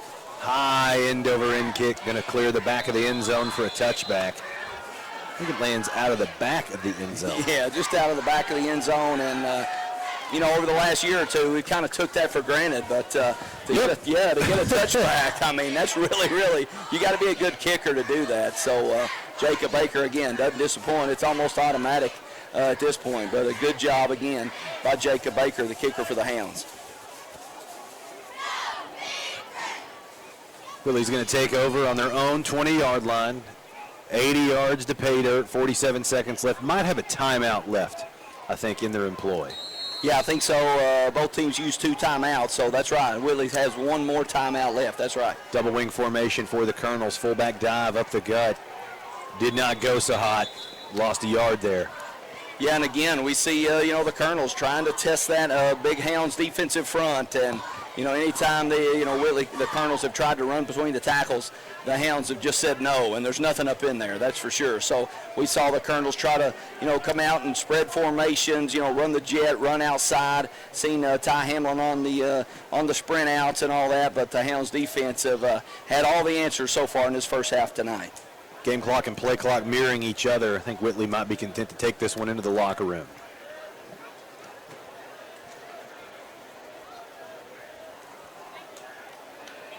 Four, 3, 2, and 1. And that's your first half of play in the books after first half here in the Grace Health Bowl. Corbin on top of Whitley, 35-6. We'll be back in 5 minutes. You're listening to Red Hound Football on T107. Get relief from your migraine headaches with Dr. Deidre Pennington at Pennington Wellness Chiropractic and Massage. Don't suffer for years as my wife did with monthly medications that work sometimes. Since she has been seeing Dr. Pennington, her migraines have gone away. And this is someone who had suffered for more than a decade and is now migraine-free with no monthly medications. Migraine headaches can go away with a trip to Pennington Wellness Chiropractic and Massage, located at 615 South Main Street in Corbin. Phone 606-261-2053. Dear past, present, and future football watchers, you know why we're here. The football season is back! Woo! And since that's too amazing to miss a single second's worth, Pepsi is officially giving you permission to always put football first. Like, maybe those in-laws are back in town. Well, better hope they're football fans because your Sunday is completely booked. Long story short, crack open a Pepsi and don't let anything get between you and your football watching. With love, Pepsi, made for football watching. That's what I like. I hate box springs. Well, here at Sammy's Furniture, we hate them so much, when you buy any mattress $7.99 and up, we're going to give you one for free. So if you're thinking, yeah, Sammy's right, if box springs were a person, I would punch them in the face. Well, guess what? You can take the price of that box spring and deduct it from any adjustable base we've got in the store, and we've got over 16 of them. Come see us today at Sammy's Furniture and Mattress, folks. We're open 7 days a week from 10 to 6, Sundays from 12 to 5. We got 12 months, same as cash financing if you need it. When you pick it up, you get an extra discount on top of the free box spring that we can't wait to get out of here. Come see us today at Sammy's Furniture.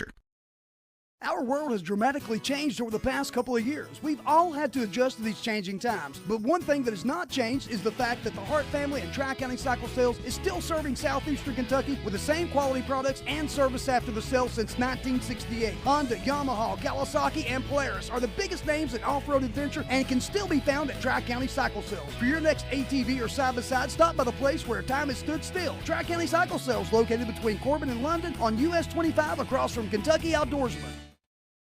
Dreaming about enjoying time on the lake but need a boat? Or planning a road trip but not sure which RV is right for you and your family?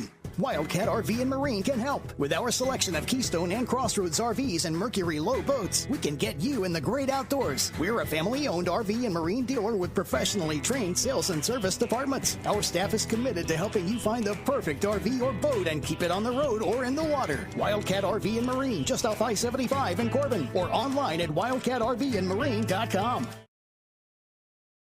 Appalachian Wireless has a plan to make your life simpler. It's called Forward Pay. No contract, no credit check, no problem. Plans start at $19.99 a month and includes unlimited talk and text. Add 3 gigabytes of data, $29.99 per month. 6 gigabytes, $39.99 per month. Or take it to the max with unlimited data plus. Just $89.99 per month with 50 gigabytes of high-speed data. All the features of postpaid service without the long-term commitment. It's Forward Pay because we are you. We are Appalachian Wireless. Unlimited data plus, slows to 1 megabyte per second. Past 50 gigabytes of use. That's a 15-yard penalty for not eating at Bubby's Barbecue in Corbin. You can go deep with Bubby's all-you-can-eat buffet with all your favorites for one low price. That's right, all-you-can-eat, not just one measly old plate. And there's never a personal foul on the fine staff at Bubby's Barbecue. They're friendly and fast and will always treat you like you're a part of the Bubby's family. You'll always score big and win the game when it comes to choosing Bubby's Barbecue in Corbin. Phone 258-9070 for Bubby's Barbecue of Corbin. Hometown Bank is proud of their name because Hometown Bank is proud of the hometowns they're in.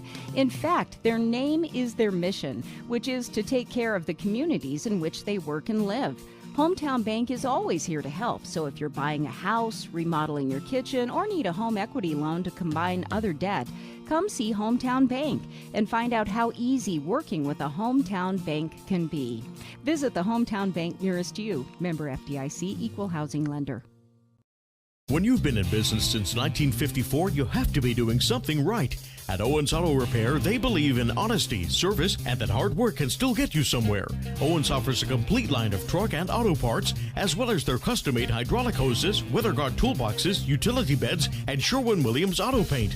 They also offer auto repair for cars, trucks, and RVs, and of course have top name brand tires. And they do towing and recovery. Owens Auto Repair, located just down from Corbin High School on Cumberland Falls Highway. He's on his last ad. He's on his last ad. Well, don't worry, we'll cut away. Yeah. I'll give a plug to the Hall of Fame people, and we'll cut back out. And if you get middle school, or maybe in the next one, we'll do the next one. Yeah. We'll do this one first.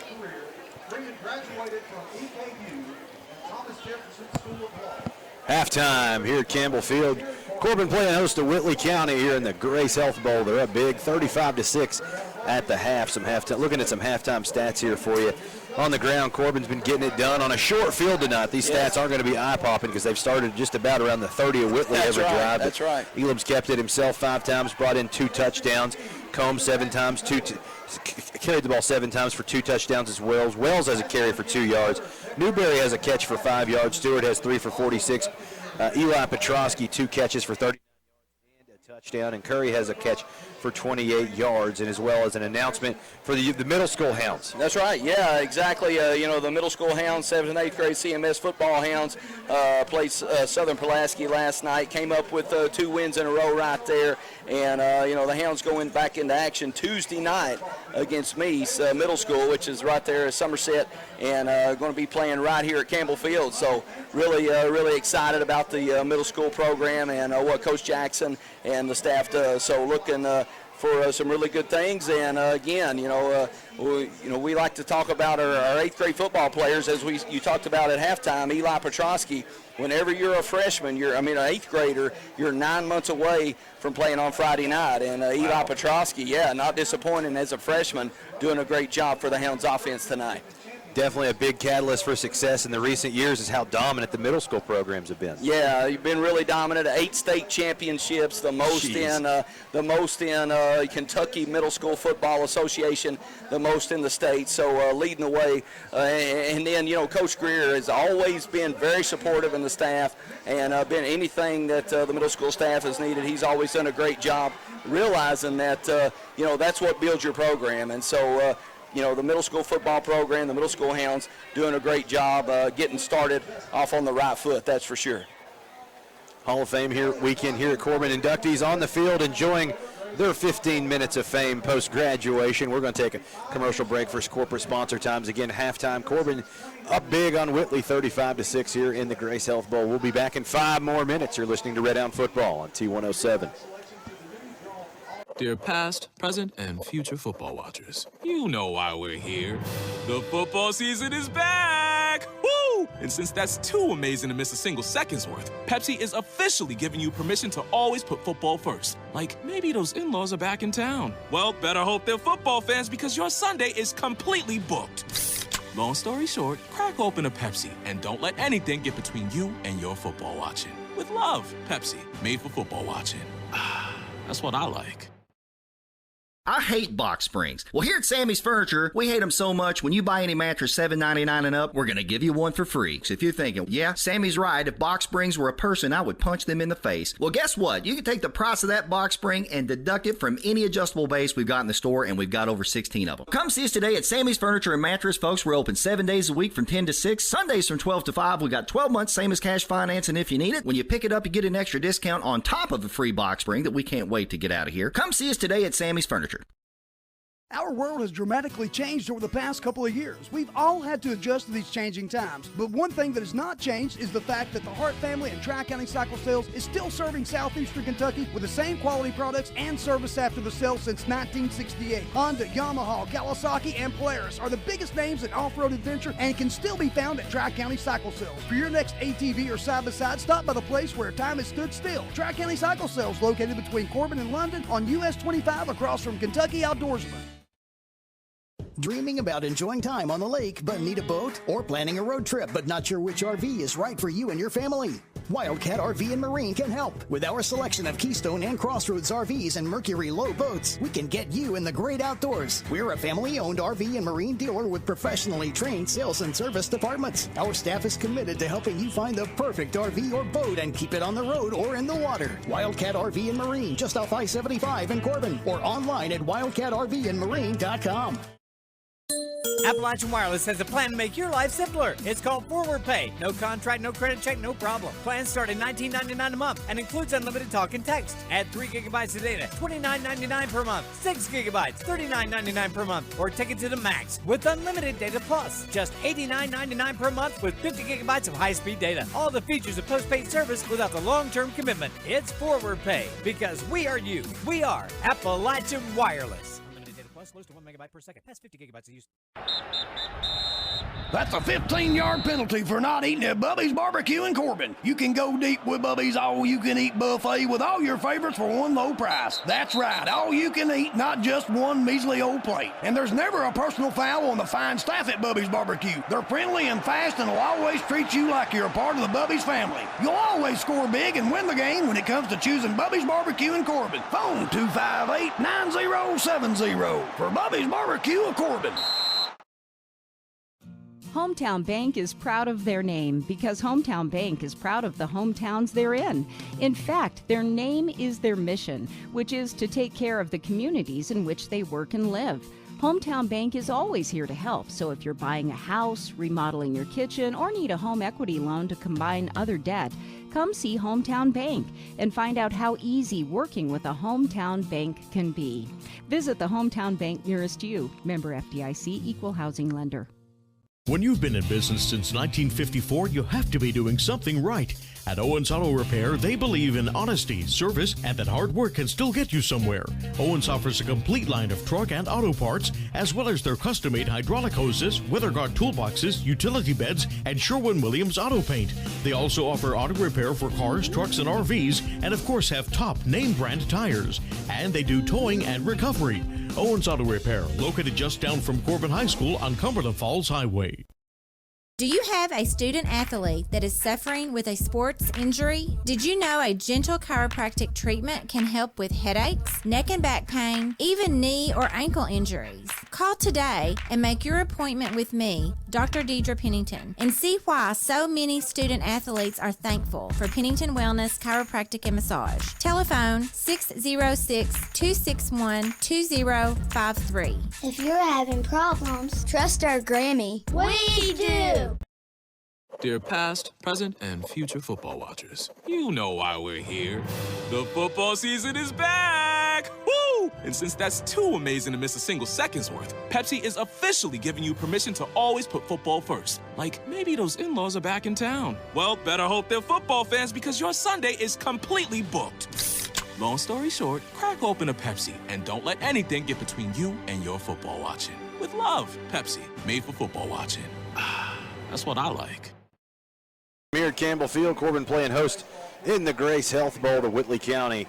They're up big over the Colonels, 35-6, your score here at the half. It's been kind of a turnover-ridden performance for Whitley. They've really set themselves up in bad position defensively, and Corbin's just capitalized. Yes, exactly. You know, the Hounds have took advantage of every turnover, every break, and, you know, just doing a good job up front, you know, kind of controlling the line of scrimmage offensively and defensively, you know, the Hounds on both sides of football. And then Jacob Baker, again, doing a great job kicking as well. So all three phases tonight at halftime been dominated by the Hounds. So just look forward to, you know, the Hounds keep things going in this second half.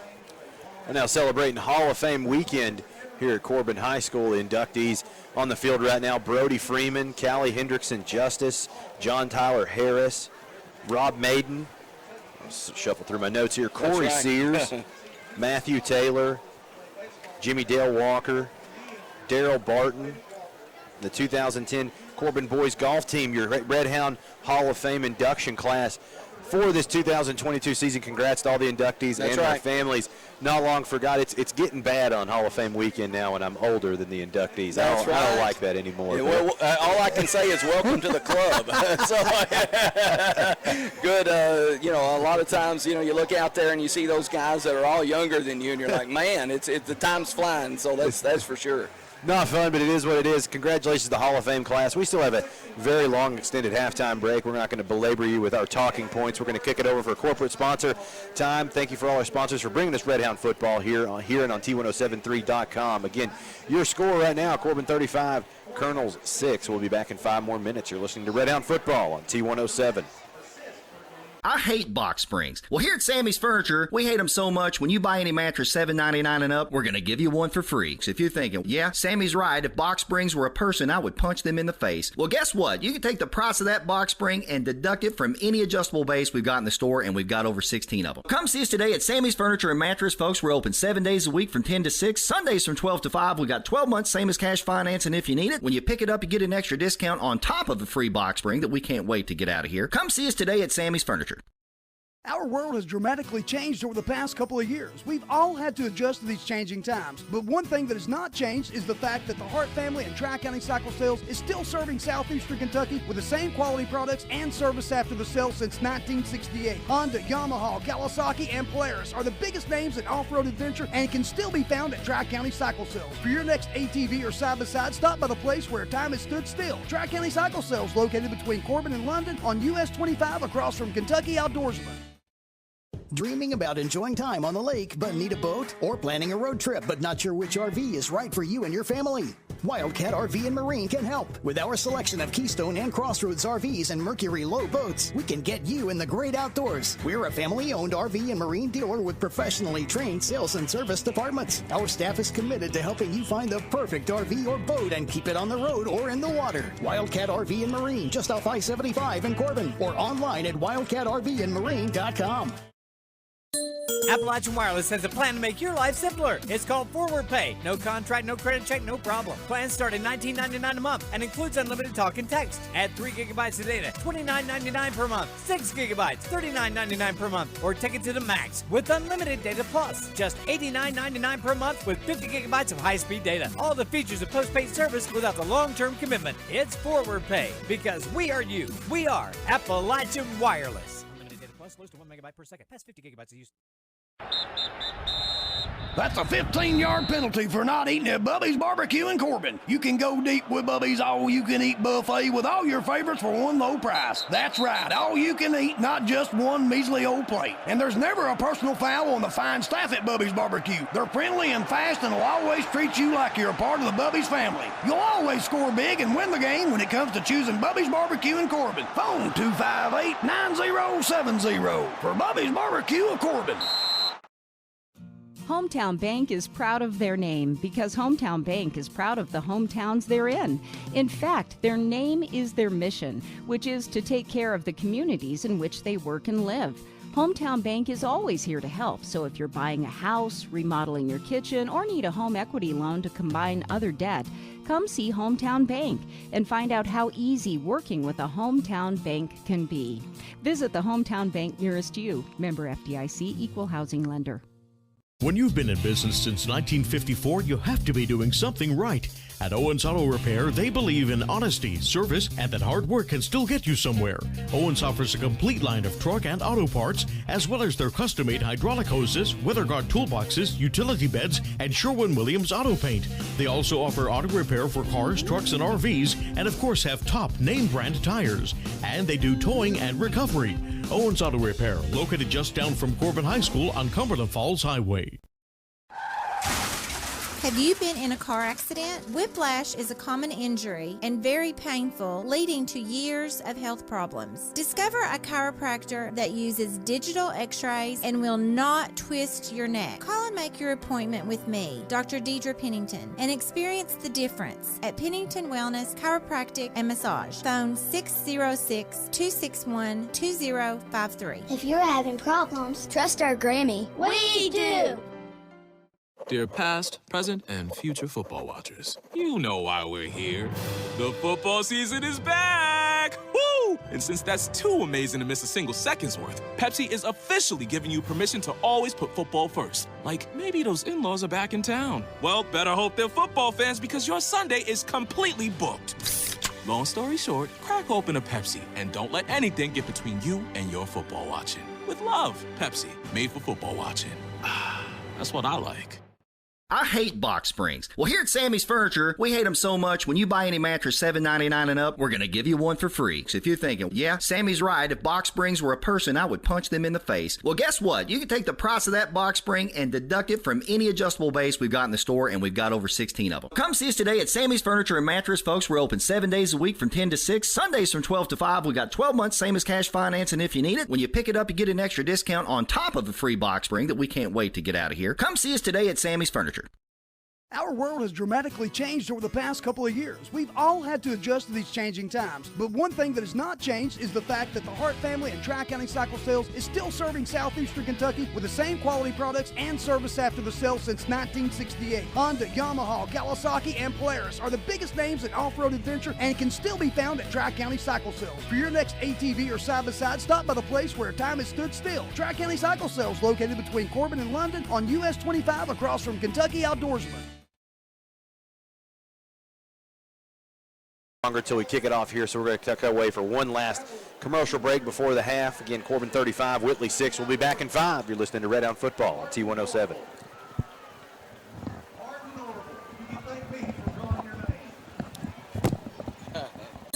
Appalachian Wireless has a plan to make your life simpler. It's called Forward Pay. No contract, no credit check, no problem. Plans start at $19.99 a month and includes unlimited talk and text. Add 3 gigabytes of data, $29.99 per month. 6 gigabytes, $39.99 per month. Or take it to the max with unlimited data plus. Just $89.99 per month with 50 gigabytes of high-speed data. All the features of postpaid service without the long-term commitment. It's Forward Pay because we are you. We are Appalachian Wireless. Unlimited data plus, slows to 1 megabyte per second. Past 50 gigabytes of use.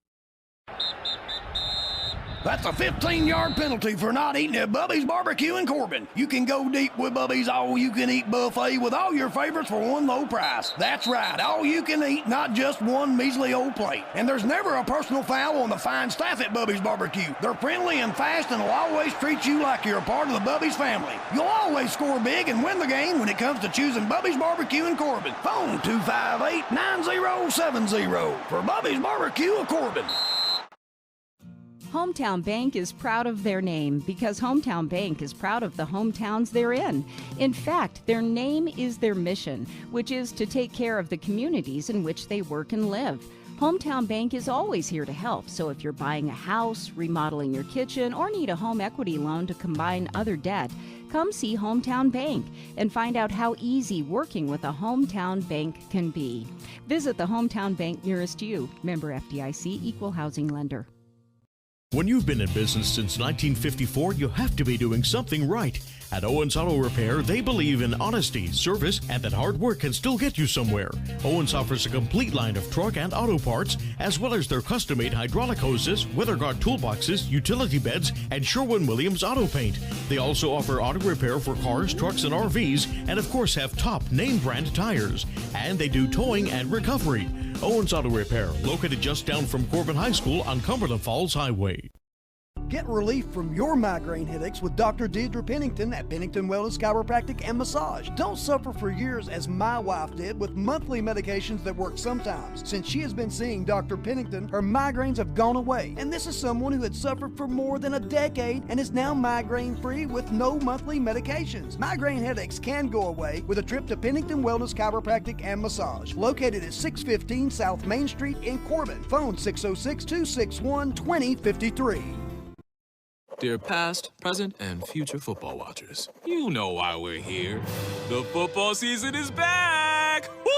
And since that's too amazing to miss a single second's worth, Pepsi is officially giving you permission to always put football first. Like, maybe those in-laws are back in town. Well, better hope they're football fans because your Sunday is completely booked. Long story short, crack open a Pepsi and don't let anything get between you and your football watching. With love, Pepsi, made for football watching. That's what I like. I hate box springs. Well, here at Sammy's Furniture, we hate them so much when you buy any mattress $7.99 and up, we're going to give you one for free. So if you're thinking, yeah, Sammy's right, if box springs were a person, I would punch them in the face. Well, guess what? You can take the price of that box spring and deduct it from any adjustable base we've got in the store, and we've got over 16 of them. Come see us today at Sammy's Furniture and Mattress, folks. We're open 7 days a week from 10 to 6, Sundays from 12 to 5. We got 12 months, same as cash financing if you need it. When you pick it up, you get an extra discount on top of a free box spring that we can't wait to get out of here. Come see us today at Sammy's Furniture. Our world has dramatically changed over the past couple of years. We've all had to adjust to these changing times. But one thing that has not changed is the fact that the Hart family and Tri-County Cycle Sales is still serving southeastern Kentucky with the same quality products and service after the sale since 1968. Honda, Yamaha, Kawasaki, and Polaris are the biggest names in off-road adventure and can still be found at Tri-County Cycle Sales. For your next ATV or side-by-side, stop by the place where time has stood still. Tri-County Cycle Sales, located between Corbin and London on US 25 across from Kentucky Outdoorsman. Dreaming about enjoying time on the lake but need a boat? Or planning a road trip but not sure which RV is right for you and your family? Wildcat RV and Marine can help. With our selection of Keystone and Crossroads RVs and Mercury Low boats, we can get you in the great outdoors. We're a family-owned RV and Marine dealer with professionally trained sales and service departments. Our staff is committed to helping you find the perfect RV or boat and keep it on the road or in the water. Wildcat RV and Marine, just off I-75 in Corbin, or online at wildcatrvandmarine.com. Appalachian Wireless has a plan to make your life simpler. It's called Forward Pay. No contract, no credit check, no problem. Plans start at $19.99 a month and includes unlimited talk and text. Add 3 gigabytes of data, $29.99 per month. 6 gigabytes, $39.99 per month. Or take it to the max with unlimited data plus. Just $89.99 per month with 50 gigabytes of high-speed data. All the features of postpaid service without the long-term commitment. It's Forward Pay because we are you. We are Appalachian Wireless. Unlimited data plus, slows to 1 megabyte per second. Past 50 gigabytes of use.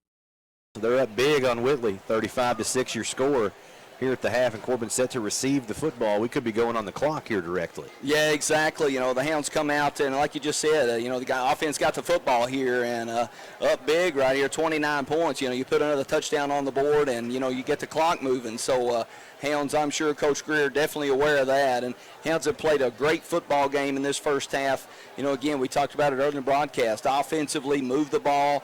Cade Elam, you know, distributing the ball to a lot of different receivers. We saw Eli Petrosky catch a couple good balls as well, Brody Wells, and then Cade Elam able to pull it and run it a little bit too. So just a really good job offensively. And then on the defensive side of the ball, you know, you always want to create turnovers and get a lot of 3rd and longs, and the defense didn't disappoint as well. Hounds defense creating 2 turnovers on the Colonels tonight so far in this first half, and then creating a lot of 3rd and longs, getting the Colonels behind the chains. So offensively, defensively, all around great performance in this first half tonight for the Hounds.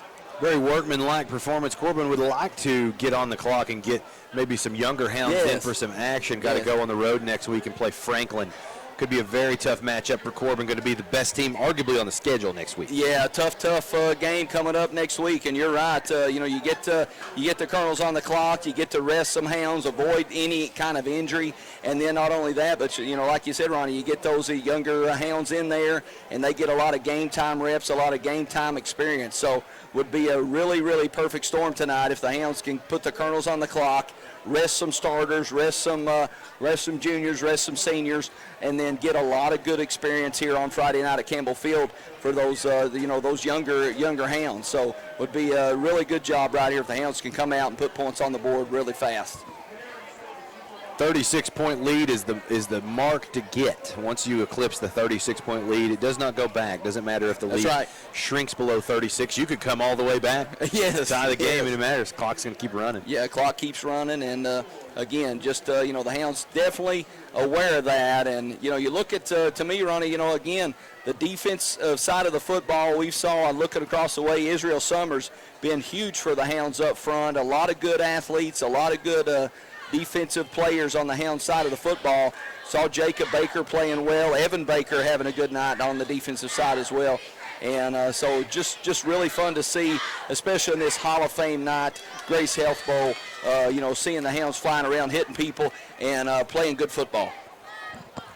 See if more of the same in the second half as the teams slowly make their way out onto the field. I have no idea why we put 3 extra minutes on the clock. That's dwindling down. We're about to kick it off, folks. But 25-minute halftime. Yes. Find some time to stretch in there. That's right. Yeah, you can get you something to drink, get a little popcorn, settle in for the second half. But Hounds playing great, getting ready to kick this second half off right here.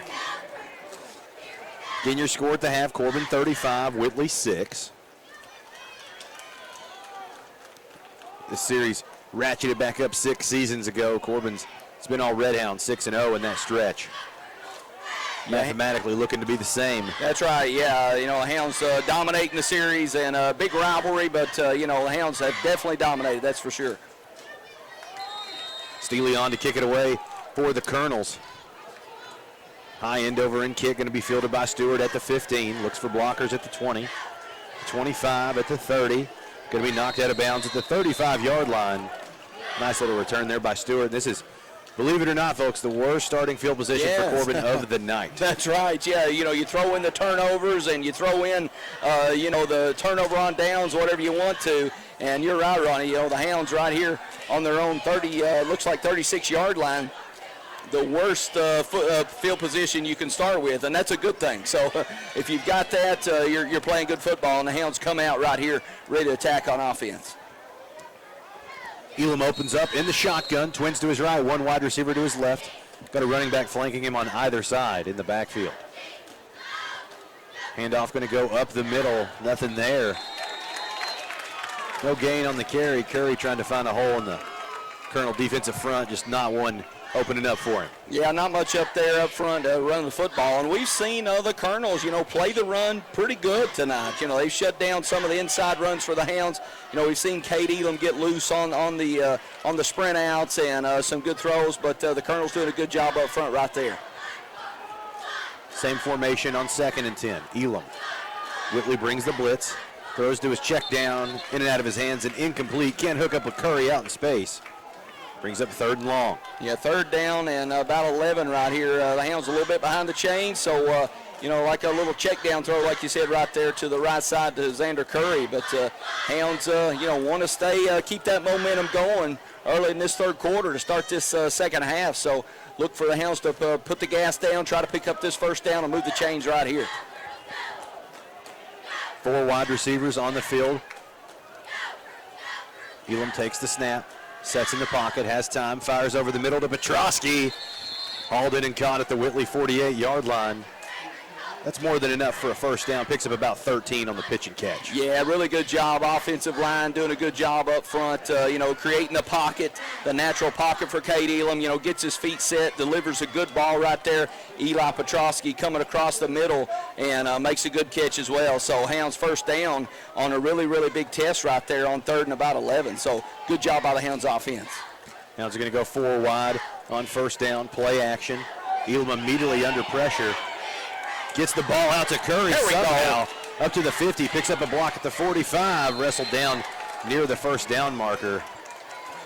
Really good patience there, both by Elam and Curry. He was hit in the backfield, got rid of the ball with a defender wrapped around his waist. Yeah, exactly. Had a screamer off that side, off that left offensive side of the football coming. And, Cade Elam, even though, being a sophomore, does a really good job, keeping his poise, never panics, and able to make something out of nothing right there. And good job as well by Xander Curry to run the football. 1st and 10 at the Whitley 41. Same formation, 4 wide. Elam pump fakes, blitz up the middle. Got to get rid of it, throws it out of bounds in the pocket. Might draw an intentional grounding call, and it does. Still in the pocket, can't get rid of it. Yeah, didn't see, I don't think there was a receiver over there anywhere close. No. But, again, just a tough break right there for the Hounds offense. Cade Elam trying to, the Colonels really applying pressure again. 2nd down in a row, 2nd time in a row. Putting pressure in the passing game for the Hounds, but unfortunately a flag coming out right there and, moving the Hounds back on offense right here. Result of the penalty going to go all the way back to the Corbin 42-yard line. Got to get to the Whitley 31 to convert a first down. That's also a loss of down penalty. It's going to be second down now. Yeah. Kentucky High School rewrote the grounding penalty in the offseason. It used to be if the quarterback appeared to intentionally get rid of the ball to avoid the sack, it was a penalty. That's a terrible rule. Yes, tough break, that's for sure. Now it mimics the college rules. Yes. Elam in the shotgun. Speed option. Gets it to Combs in the flat. Up to the 50. Down inside Whitley County territory. Down to the Whitley 48. Gain of 10 there on the run. Yeah, and a good job again. We see Elam right there and Combs, the 1-2 punch in the backfield. Kate Elam kind of making the defender commit and then, gets the pitch to Combs. And then Combs really does a good job making a couple defenders miss as well. And, kind of cuts down the distance and creates this third down right here for the Hounds offense. So it's up 3rd and 18. Corbin's going to keep 4 wide receivers, but they're stacked in tight to the formation, like a snug look. Combs remains in the shotgun. Play action. Got heat from the backside. Still fires. Trying to find Mahan down around the 30. Cannot do so. Over his head and incomplete. Corbin now facing 4th and long. Likely going to punt this football away. Yeah, going to be 4th down right here. Going to see, the punting unit come on for the Hounds. But, the Colonels right there really bringing some pressure and causing the Hounds offense a little trouble. May have found something on defense that, may work, at least early in this second half. But Jacob Baker coming on the field to punt the ball away for the Hounds. First punt of the night for Corbin. They had 5 possessions in the first half, yes. 5 touchdowns. Perfect in the first half, and Jacob Baker probably going to try to nail the Colonels deep right here. Baker hauls in the snap, puts the toe to it. High spiraling kick, fair catch called for at the Whitley 10. Calls it in clean. That's where the Colonels are going to take over. 90 yards to pay dirt. This is an offense that has been struggling tonight. Yeah, the Colonels have struggled. They've went to, they tried to run it up in there. Had not had a lot of success attacking the defensive line for the Hounds. And then, they went to the spread. We saw them have a little bit of success in that second quarter and picking up the touchdown. But anything that the Colonels have dialed up has really been turned back by the Hounds defense, So, look, again, I think right here the Colonels may come out and try to spread the Hounds, but the Colonels are pinned back deep right here, so be interesting to see what the Colonels dial up. Official timeout on the field. Reset the play clock. Just had an issue with the ball. In Whitley County, going to operate 1st and 10 from their own 10. Full house backfield for Hamlin. Brings a wing in motion. Gives to that wing up the gut, trying to find a little wiggle room. Does. Finally brought to rest. Right around the 16-yard line. Picks up 6 on the jet sweep. Yeah, really a good run in there. I had to make 2 or 3 the Hounds defenders miss. Number 52, Peyton Jordan, coming up making the hit, but good tough run in there to kind of get this drive started right there for the Colonels. Brings up 2nd and 4. Ball at the Whitley 16-yard line. Hamlin under center, full house backfield behind him. Corbin walks up a couple backers. Power play. Pushes straight ahead up to about the 24-yard line. Pick up a 7 or 8 there. That's enough for the Whitley first down. Now a little more comfortable. Yeah, again, kind of getting a little bit of room back there, and the Colonels doing a good job on those first couple plays, running between the tackles, some we hadn't seen the Colonels have a lot of success with tonight. And again, number 52, Peyton Jordan, coming up and making the hit along with Jacob Baker right there. But, again, nothing better for the Colonels right here than move the chains, and they did just that. So Hounds really, have kind of owned the line of scrimmage tonight, but the last couple plays, Colonels finding a little wiggle room up front. Wing T formation for Whitley County. Corbin walking all their backers up. Fullback trap up the gut. There we go. Nothing there on first down. No gain on the carry. Good job that time. Looked like Evan Baker coming up the middle on a blitz, and then right over the center right there. And looks like 2 or 3 different Hounds getting off the pile. Number 56, Troy Faulkner. Looks like number 37, Zane Hammock as well, playing that inside backer. So good job right there to kind of bring an inside blitz and create some pressure in the backfield. A lot of times when you bring those inside blitz, just kind of creates havoc right there, and did just that for the Hounds defense. Second 11 for Whitley County on their own 21. Colonel's going to remain in the wing tee. Brings a wing in motion. Toss sweep to the Whitley sideline. Nothing there. Going to be swallowed up by lots of Red Hounds. Flag down on the play. Preliminary indication of holding against Whitley County. Yeah, I think this one's coming back right there. Look like number 56, Troy Faulkner, number 37, Zane Hammock. And the Hounds weren't fooled at all. Just doing a really good job, motioning into formation, trying a little toss out to the left side. But Hounds defense, again, kind of settling in right here in this third quarter.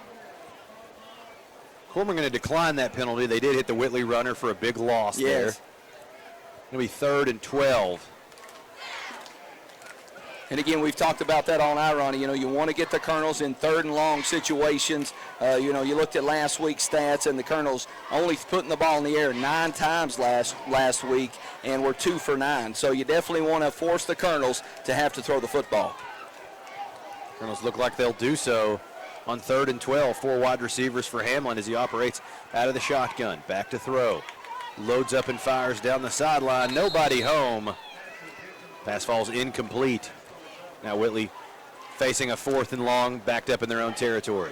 Yeah, definitely probably going to have to punt the football away, but Joe Lester right there doing a great job for the Hounds in defensive coverage, playing that right corner and shutting down number 15 for the Colonels, Bryson Potter.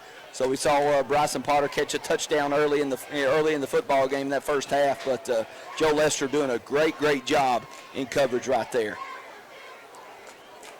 Crowley on to punt it away for the Colonels. Stewart standing back on his own 45-yard line to receive the kick. Another official's timeout.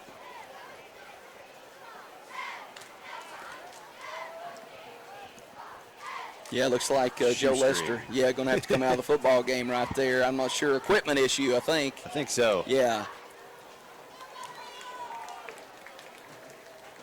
Eli Walker checks in for Corbin at that gunner position.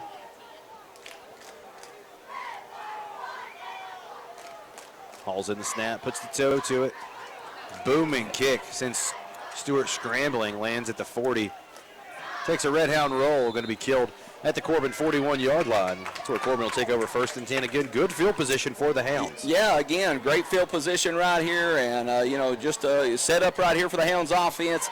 8 minutes to go in this third quarter, and Hounds up big 35-6. We saw the Colonels, on the first drive of the second half finally get a stop, but see what the Hounds kind of respond with right here. Be interesting to see after getting shut down on that first drive after the half there, if they come out here and really try to put the gas and attack the Colonels.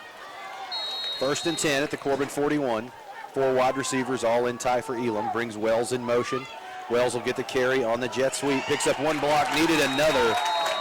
Going to be tackled for a loss in the backfield. Now Wells shaken up on the play. Yeah, trying that jet action around that right side, but you're right, Ronnie. Brody Wells down for the Hounds here, and clock going to stop. Officials stopping play. Definitely going to check and see what's happened to Brody Wells right here on that first down play. Comes up a little gingerly. He took a little contact there. Yeah, I think so, and right around the lower part of the body, the legs, the knees, right in there. So Brody Wells definitely going to come out for a play or two. Looks like he's walking off on his own power right there. So hopefully Brody Wells just good to go, give a couple plays, and be back in the football game. Loss of 2 sets up 2nd and 12. Elam's in the shotgun with Mahan and Combs. He's got twin wide receivers to his right, 1 to his left.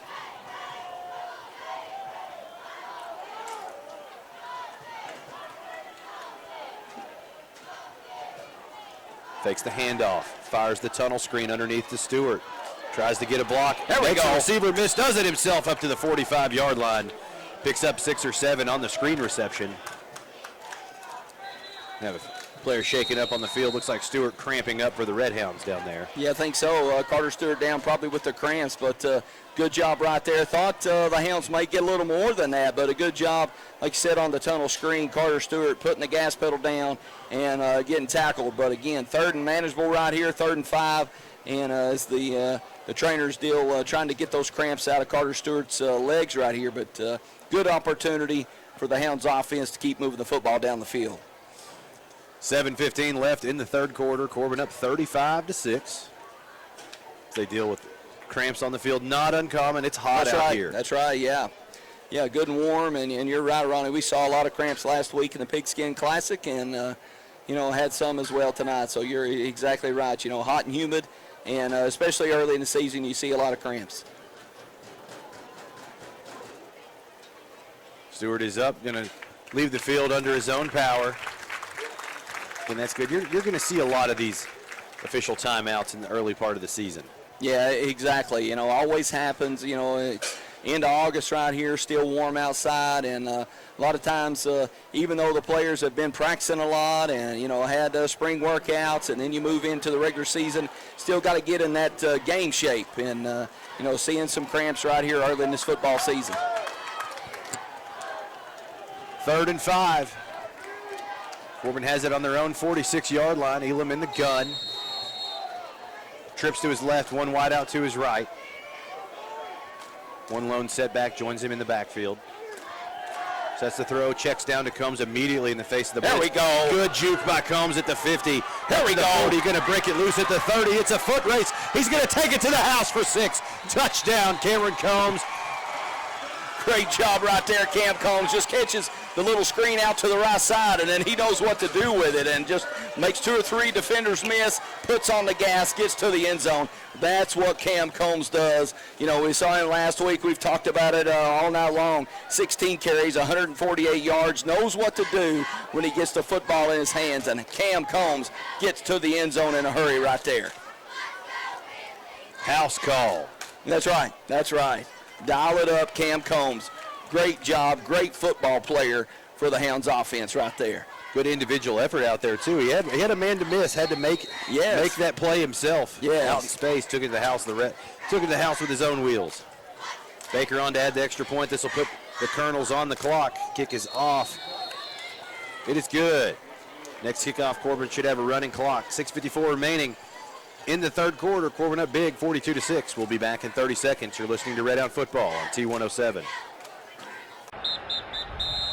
That's a 15-yard penalty for not eating at Bubby's Barbecue in Corbin. You can go deep with Bubby's all-you-can-eat buffet with all your favorites for one low price. That's right, all you can eat, not just one measly old plate. And there's never a personal foul on the fine staff at Bubby's Barbecue. They're friendly and fast and will always treat you like you're a part of the Bubby's family. You'll always score big and win the game when it comes to choosing Bubby's Barbecue in Corbin. Phone 258-9070 for Bubby's Barbecue of Corbin.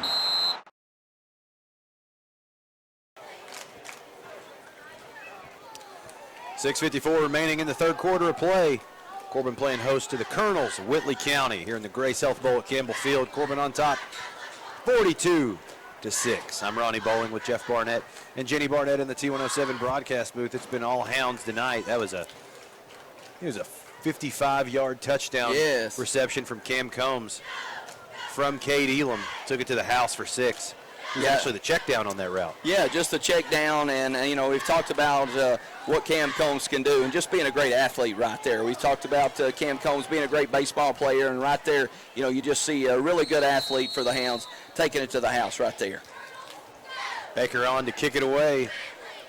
Puts the foot to it. It's going to go out of the back of the end zone for the touchback. Yeah, another day at the office for Jacob Baker, another touchback. And, gets the tee to the sideline and then gets ready to play a little defense and, hit somebody right here. So good job again, Jacob Baker. As far as special teams, just can't get any better or do any better job than he does for the Hounds, that's for sure. Running clock here at Campbell Field. Corbin has eclipsed the 36-point margin of not a victory, but lead at this point in the game. This clock will grind out until we are concluded here. It looks like some new Hounds coming in. We talked about that at halftime. Looks like number 42, Blake Lawson, checking in for Jacob Baker. So number 9, Dylan Stacy checking in at corner. Colonel's full house backfield. Power play, trying to find some wiggle room. There we go. Does not exist. Got a couple on the carry. Look like number 35, Aiden Mason, coming up making a hit. So a new name for the Hounds defense right there as well. And good to see, like we talked at halftime, Ronnie, the younger Hounds getting ready to go and getting a lot of experience on Friday night. And then you get to rest a lot of guys getting ready for that big battle against Franklin next Friday night as well. So great things are happening right here for the Hounds tonight. Brings up 2nd and 8. Colonel's going to remain under center with the full house backfield. Going to run the same power play. Trying to find some runner. Trying to find some wiggle room there behind his blockers. Not a lot there. Another pickup about 2 or 3. Brings up 3rd and 5. Yeah, good job in there. Dwayne Sparks checking in, making a play. So good to see Dwayne in there as well. Finding the runner, shutting down the running game. Again, the Colonel's really struggling, except for maybe a play or two here or there, but really struggling trying to run between the tackles against the Hounds' big defensive front. So Dwayne Sparks doing a great job right there for the Hounds defense. 3rd and 5 for Whitley County. They'll drop back into the shotgun, spread the field with 4 wide receivers, twins each side. Hamlin takes the snap, sets the throw. Finds a receiver in space, diving reception. Puts him down right around the sticks. Think they're going to give him the first down there. Yeah, I think so. Chain's going to move again. That's Bryson Potter, number 15 for the Colonels. And, catching the lone touchdown pass. A little bit controversial early in the football game, but for the Colonels. But, again, the Colonels move the chains right here. Hounds defense set up, ready to go. Brings up 1st and 10. Whitley checks back under center. Full house backfield behind Hamlin. Hard count. Flag comes a-flying. That could go either way. Did see a little movement out of the left guard for Whitley. Yeah, I think you may be right there. Looks like, I think you're right. That is the call. Should have blown it before Corbin even got in the neutral zone. Yeah, good eye on the call right there. And Willie, kind of moving first. So once the hand goes down, you cannot move. That's right.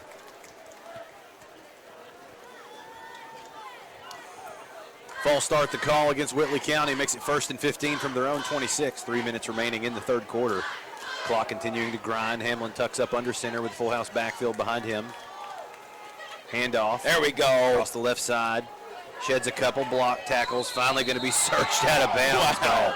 Pack of Red Hounds. Flags coming flying on the play. There was 2 there, one behind the action and one after the play expired out of bounds. We'll see how that shakes out.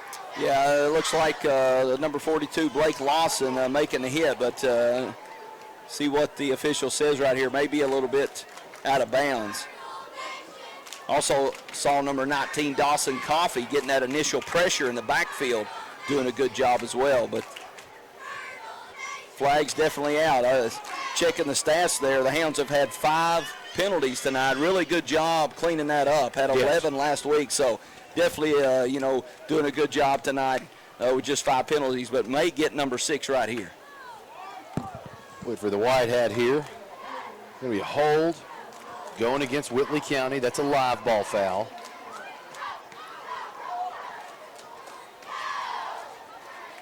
And he's turned his microphone off. Yeah.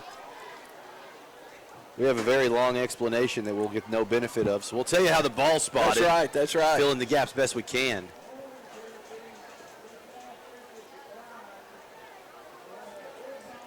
Holding against the offense was declined. Personal foul against Corbin, late hit out of bounds. It's going to be accepted, automatic first down. So Coach Greer electing to decline the holding penalty there. Yeah, going to move the chains right here. So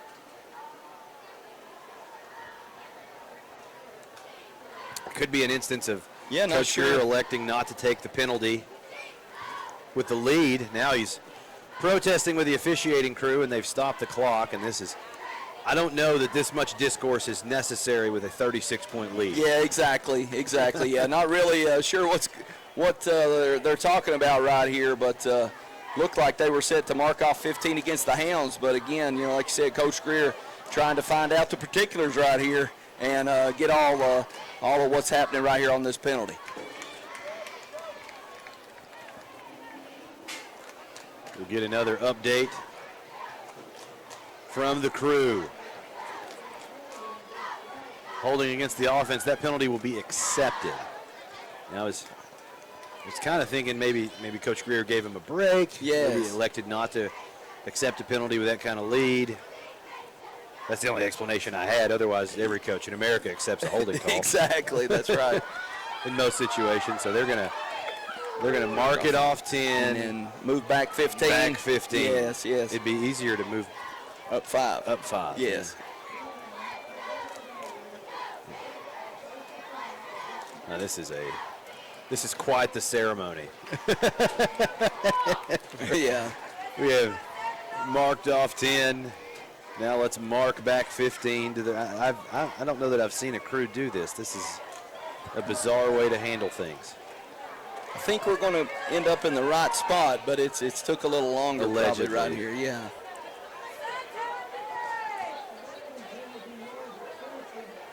There we go. Going to be first down. Finally, the ball is marked off. There we go. At the 33-yard line of Whitley County.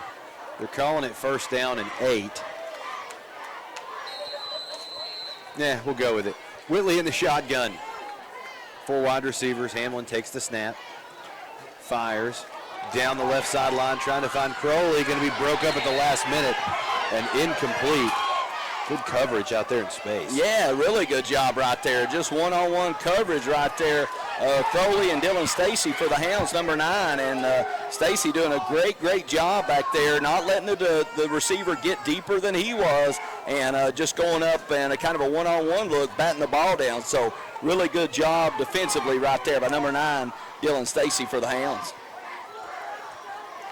Brings up 2nd and 8 on the incompletion clock. Of course, going to continue to roll here inside a minute of play in the 3rd quarter. Looks like number 58, Peyton Warren up front still. Israel Summers up front. Jace Hatfield in there, defensive tackle for the Hounds. Willie going to take the snap. Quarterback keeper up the gut. Picks up 2 or 3 on the carry. And, of course, we've mentioned number 36, Anthony Myers' name a lot, and doing a good job up front for the Hounds as well. Last week in the Pigskin Classic against Pikeville had 6 tackles and has played really well up front for the Hounds tonight. So the defensive line has really done a good job against the Colonel offense, putting pressure in the passing game and then controlling the run game as well. 3 in the books and 1 to go at the conclusion of the 3rd quarter. Corbin up 42-6 over the visiting Whitley County Colonels. We'll be back in 60 seconds. You're listening to Red Hound Football on T107. Hometown Bank is proud of their name because Hometown Bank is proud of the hometowns they're in. In fact, their name is their mission, which is to take care of the communities in which they work and live. Hometown Bank is always here to help, so if you're buying a house, remodeling your kitchen, or need a home equity loan to combine other debt, come see Hometown Bank and find out how easy working with a Hometown Bank can be. Visit the Hometown Bank nearest you. Member FDIC, Equal Housing Lender.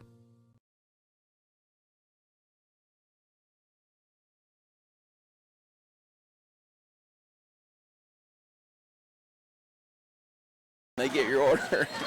Listen, I've worked in concession stand before. I don't know much by about myself. You hand them the stuff. Quick as you can and fast you can. Yeah. Yeah, you just end up in 2 lines, didn't we?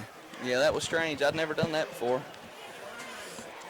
Yeah, I used to work at Rotary Park at the concession stand. Oh, man, that was a grind.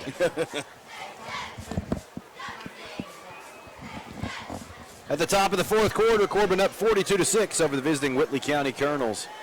Colonels facing 3rd and 6. Hamlin operating out of the shotgun with 5 wide receivers. Takes the snap and sets the throw. Fires a dart over the middle. There we go. Going to be picked off. Dylan Stacy hauls in the interception for the Red Hounds. Corbin forces the turnover. Wow, great job right there. Dwayne Sparks, number 44, comes in from his linebacker spot right up the middle of the offensive line for the Colonels and puts really a lot of pressure and forces the throw. And then, the pick right there. So, again, turnover number 3 tonight for the Hounds defense. Wow. Great job, yeah. Just, picking up where they left off last year. 28 total turnovers last season and, 3 tonight. So, great job by the Hounds defense. New offensive unit on the field. Cam Estep checks in at quarterback. Younger brother of Chase Estep. Takes the snap, handoff up the gut. Going to grind ahead for a couple yards. That's Cole Stevens on the carry. Yeah, good run up in there by Cole Stevens, making the first defender miss, and then puts his foot in the ground, gets a couple. So good job by Cole Stevens, pick up some yards right there. Looks like number 72, Zachary Howard in our offensive line right there up front for the Hounds as well. E-step in the shotgun. Handoff's going to go to Mahan, going to try to find some wiggle room across the 45, tackle from behind. At the 42-yard line, flag down on the play. There was a hold right there on the edge. Yeah, I think so. Looks like may come back right here. Yeah, going to mark it off. Looks like number 3, Colton Creekmore in the football game for the Hounds as well in the backfield. Number 63, Hayden Baker in there. And a lot of new faces, and this is something you want to see, for the Hounds. Just kind of rebuilding, reloading, for the offense, defense. Number 34, Sam Farmer in there. Looks like number 12, Cam E-step at the quarterback spot. So Hounds really getting a lot of good work in and, really resting the starters for next week's big battle at Franklin County. E-step in the gun. 3 wide receivers. Got a running back flanking him on either side. Resets the Twins to the right side of the formation. Fakes the handoff, now rolls to his right. Fires over the middle. In and out of his hands, incomplete. Flag comes down from the opposite side of the field. I think there's going to be a pass interference call there. Yeah, I think so. Intended for number 29. Looked like Zach Reynolds across the middle and may have got hit on the backside by the Colonel's defender. Wait for the call. No need to conference, guys. Yeah. It's a big lead. Clock still running, right here. And taking the young kids playing time. Looks like number 62, Colby Gambrell in there up front for the Hounds on offense as well. Getting those numbers, 73, Jaden Alford in the football game. So that's going to be the call. Pass interference going to go against Whitley. I think he got there just a second early. Yeah, I think so. Just, mistimed his hit right there, but going to move the football a little bit for the Hounds on the penalty. And the young Hounds right here getting ready to reset and see if they can move the chains. Result of that's going to be 2nd and 5.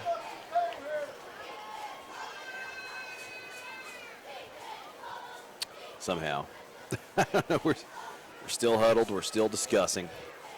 Yeah. Corbin up 42-6. Big lead. Been all Hounds tonight, that's for sure. And again, we said it a couple times. Offense, defense, special teams. Hounds just really dominated tonight.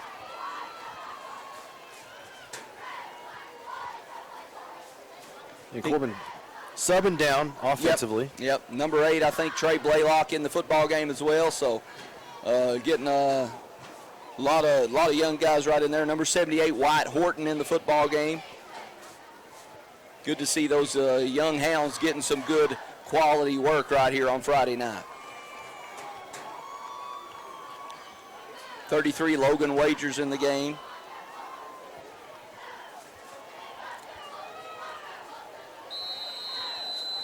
Finally blown into play. E-step operating out of the shotgun. Going to hand off up the middle. Stevens winds through the defense, picks up about 3 on the carry. Good hard run right there. Cole Stevens getting a crease up there from that big offensive line as well, and brings up about a yard or 2 for the first down. So Hounds looking to move the chains right here.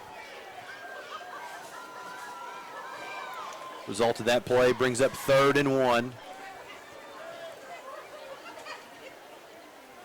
Sam Farmer checks in at the running back spot. Call's going to go to Stevens again, makes a couple. Colonels miss. Surges ahead up to the 35-yard line. That's going to be enough for the Red Hound first down. Yeah, you're right, Ronnie. Good job there by Cole Stevens, making a couple defenders miss and moving the chains. Looks like, I think, number 85, Noah Simon in the football game right now. Mentioned number 8, Trey Blaylock.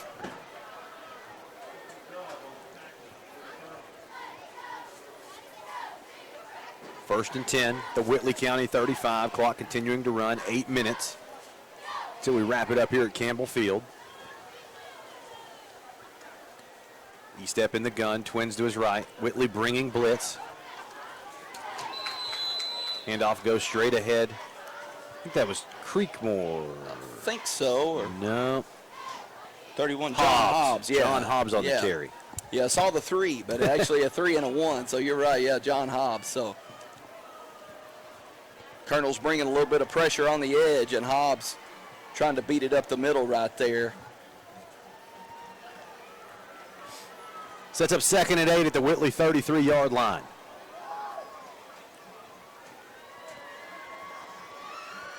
Hounds remain in the shotgun. Handoff goes to Farmer across the right side. He'll bang ahead for a yard or two. Yeah, Sam Farmer hitting it off that right side. You know, just picking up a couple right here.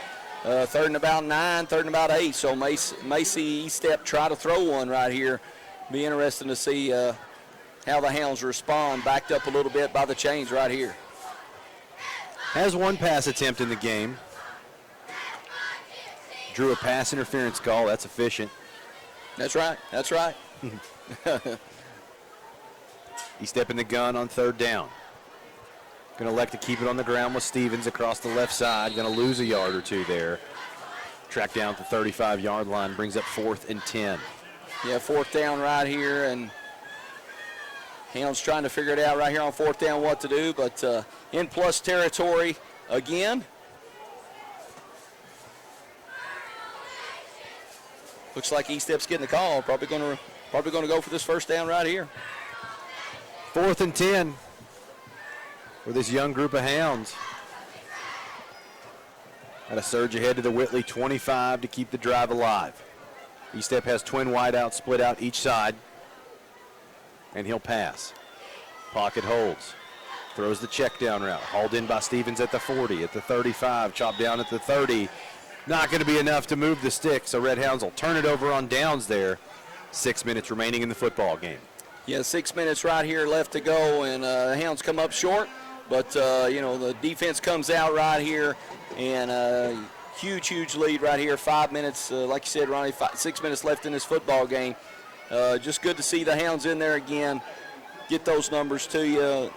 Dylan Stacy come in there and played really well. Hounds defensive line still working hard, though. Still got Israel Summers up there playing hard for the Hounds. Had a great football game again. Looks like Anthony Myers. I think Anthony Myers is checked out right there, but Hatfield up front, so good job by the Hounds defensive front. Full house backfield for Whitley. Going to go with a power run up the gut. He'll find up to the 35-yard line. Picks up about 6 on the carry.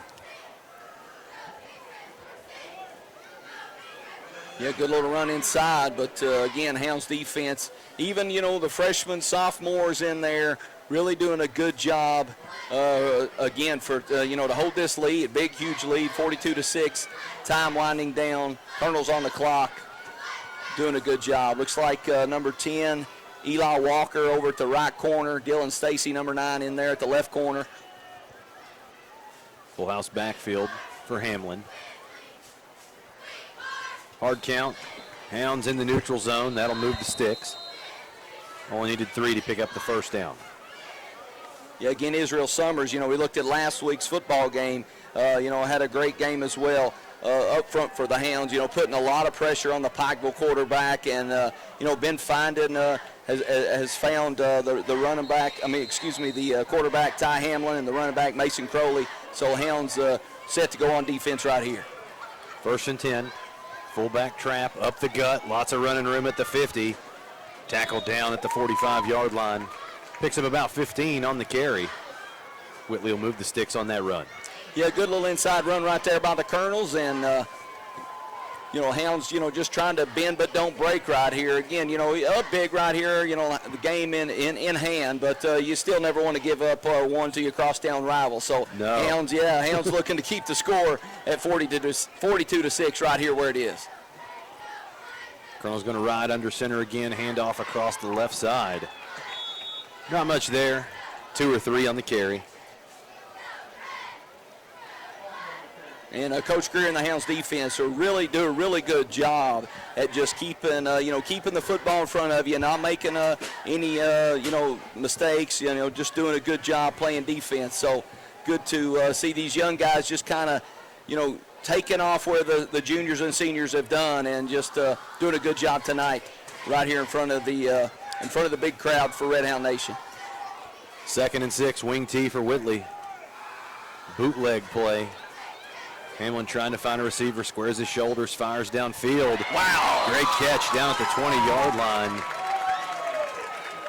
It's going to be hauled in by Corey Rao. Yeah. Flag comes a-flying after the play.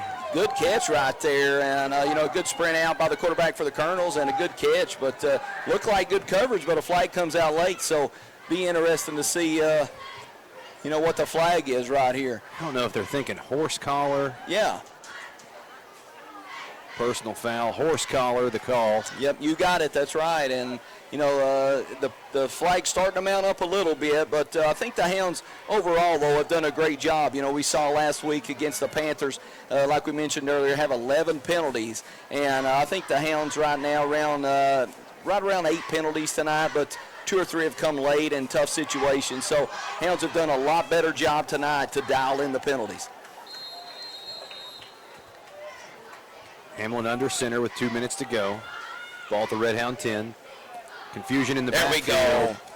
Going to be gobbled up at the line of scrimmage. No gain on the play. Good job inside. Looks like number 35, Aiden Mason, making a play in there. Good job by the Hounds inside. Looks like number 56, Troy Faulkner, checking back in. So, again, minute 29 and counting. Hounds up big 42-6. You want to keep the Colonels out of the end zone if you can right here. And we're going to drop back into the shotgun. Have been protective under center. It's going to be a straight quarterback run across the left side. Careening towards the pylon. Looks like he's going to tuck it in there for the touchdown. Yeah, I just caught that corner, puts on the Jets, and Dwayne Sparks on coming up the middle on a big blitz for the Hounds right there. We saw Dwayne Sparks have success earlier in the football game with the blitz right up the middle, but that time number 2, Ty Hamlin for the Colonels, getting out around the edge on that left side, kind of running to the pylon and putting on the Jets and gets the touchdown.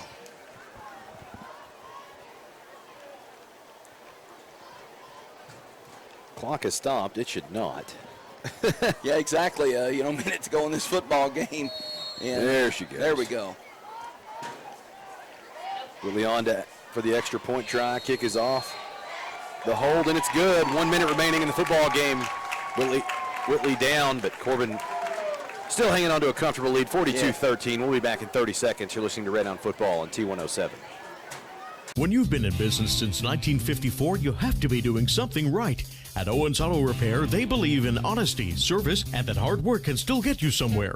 Owens offers a complete line of truck and auto parts, as well as their custom-made hydraulic hoses, weather guard toolboxes, utility beds, and Sherwin-Williams auto paint. They also offer auto repair for cars, trucks, and RVs, and of course have top name-brand tires. And they do towing and recovery. Owens Auto Repair, located just down from Corbin High School on Cumberland Falls Highway.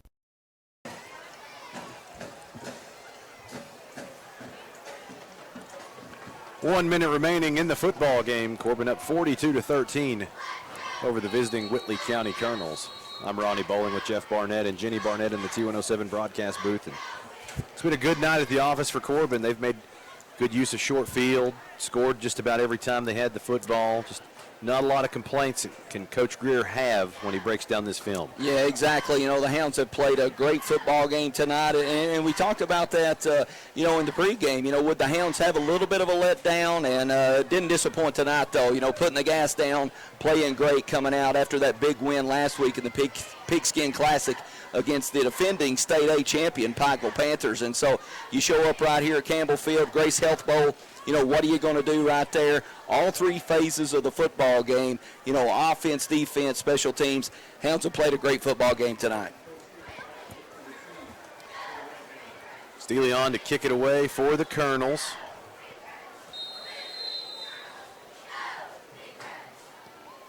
Low line drive kick going to be fielded around the 20-yard line.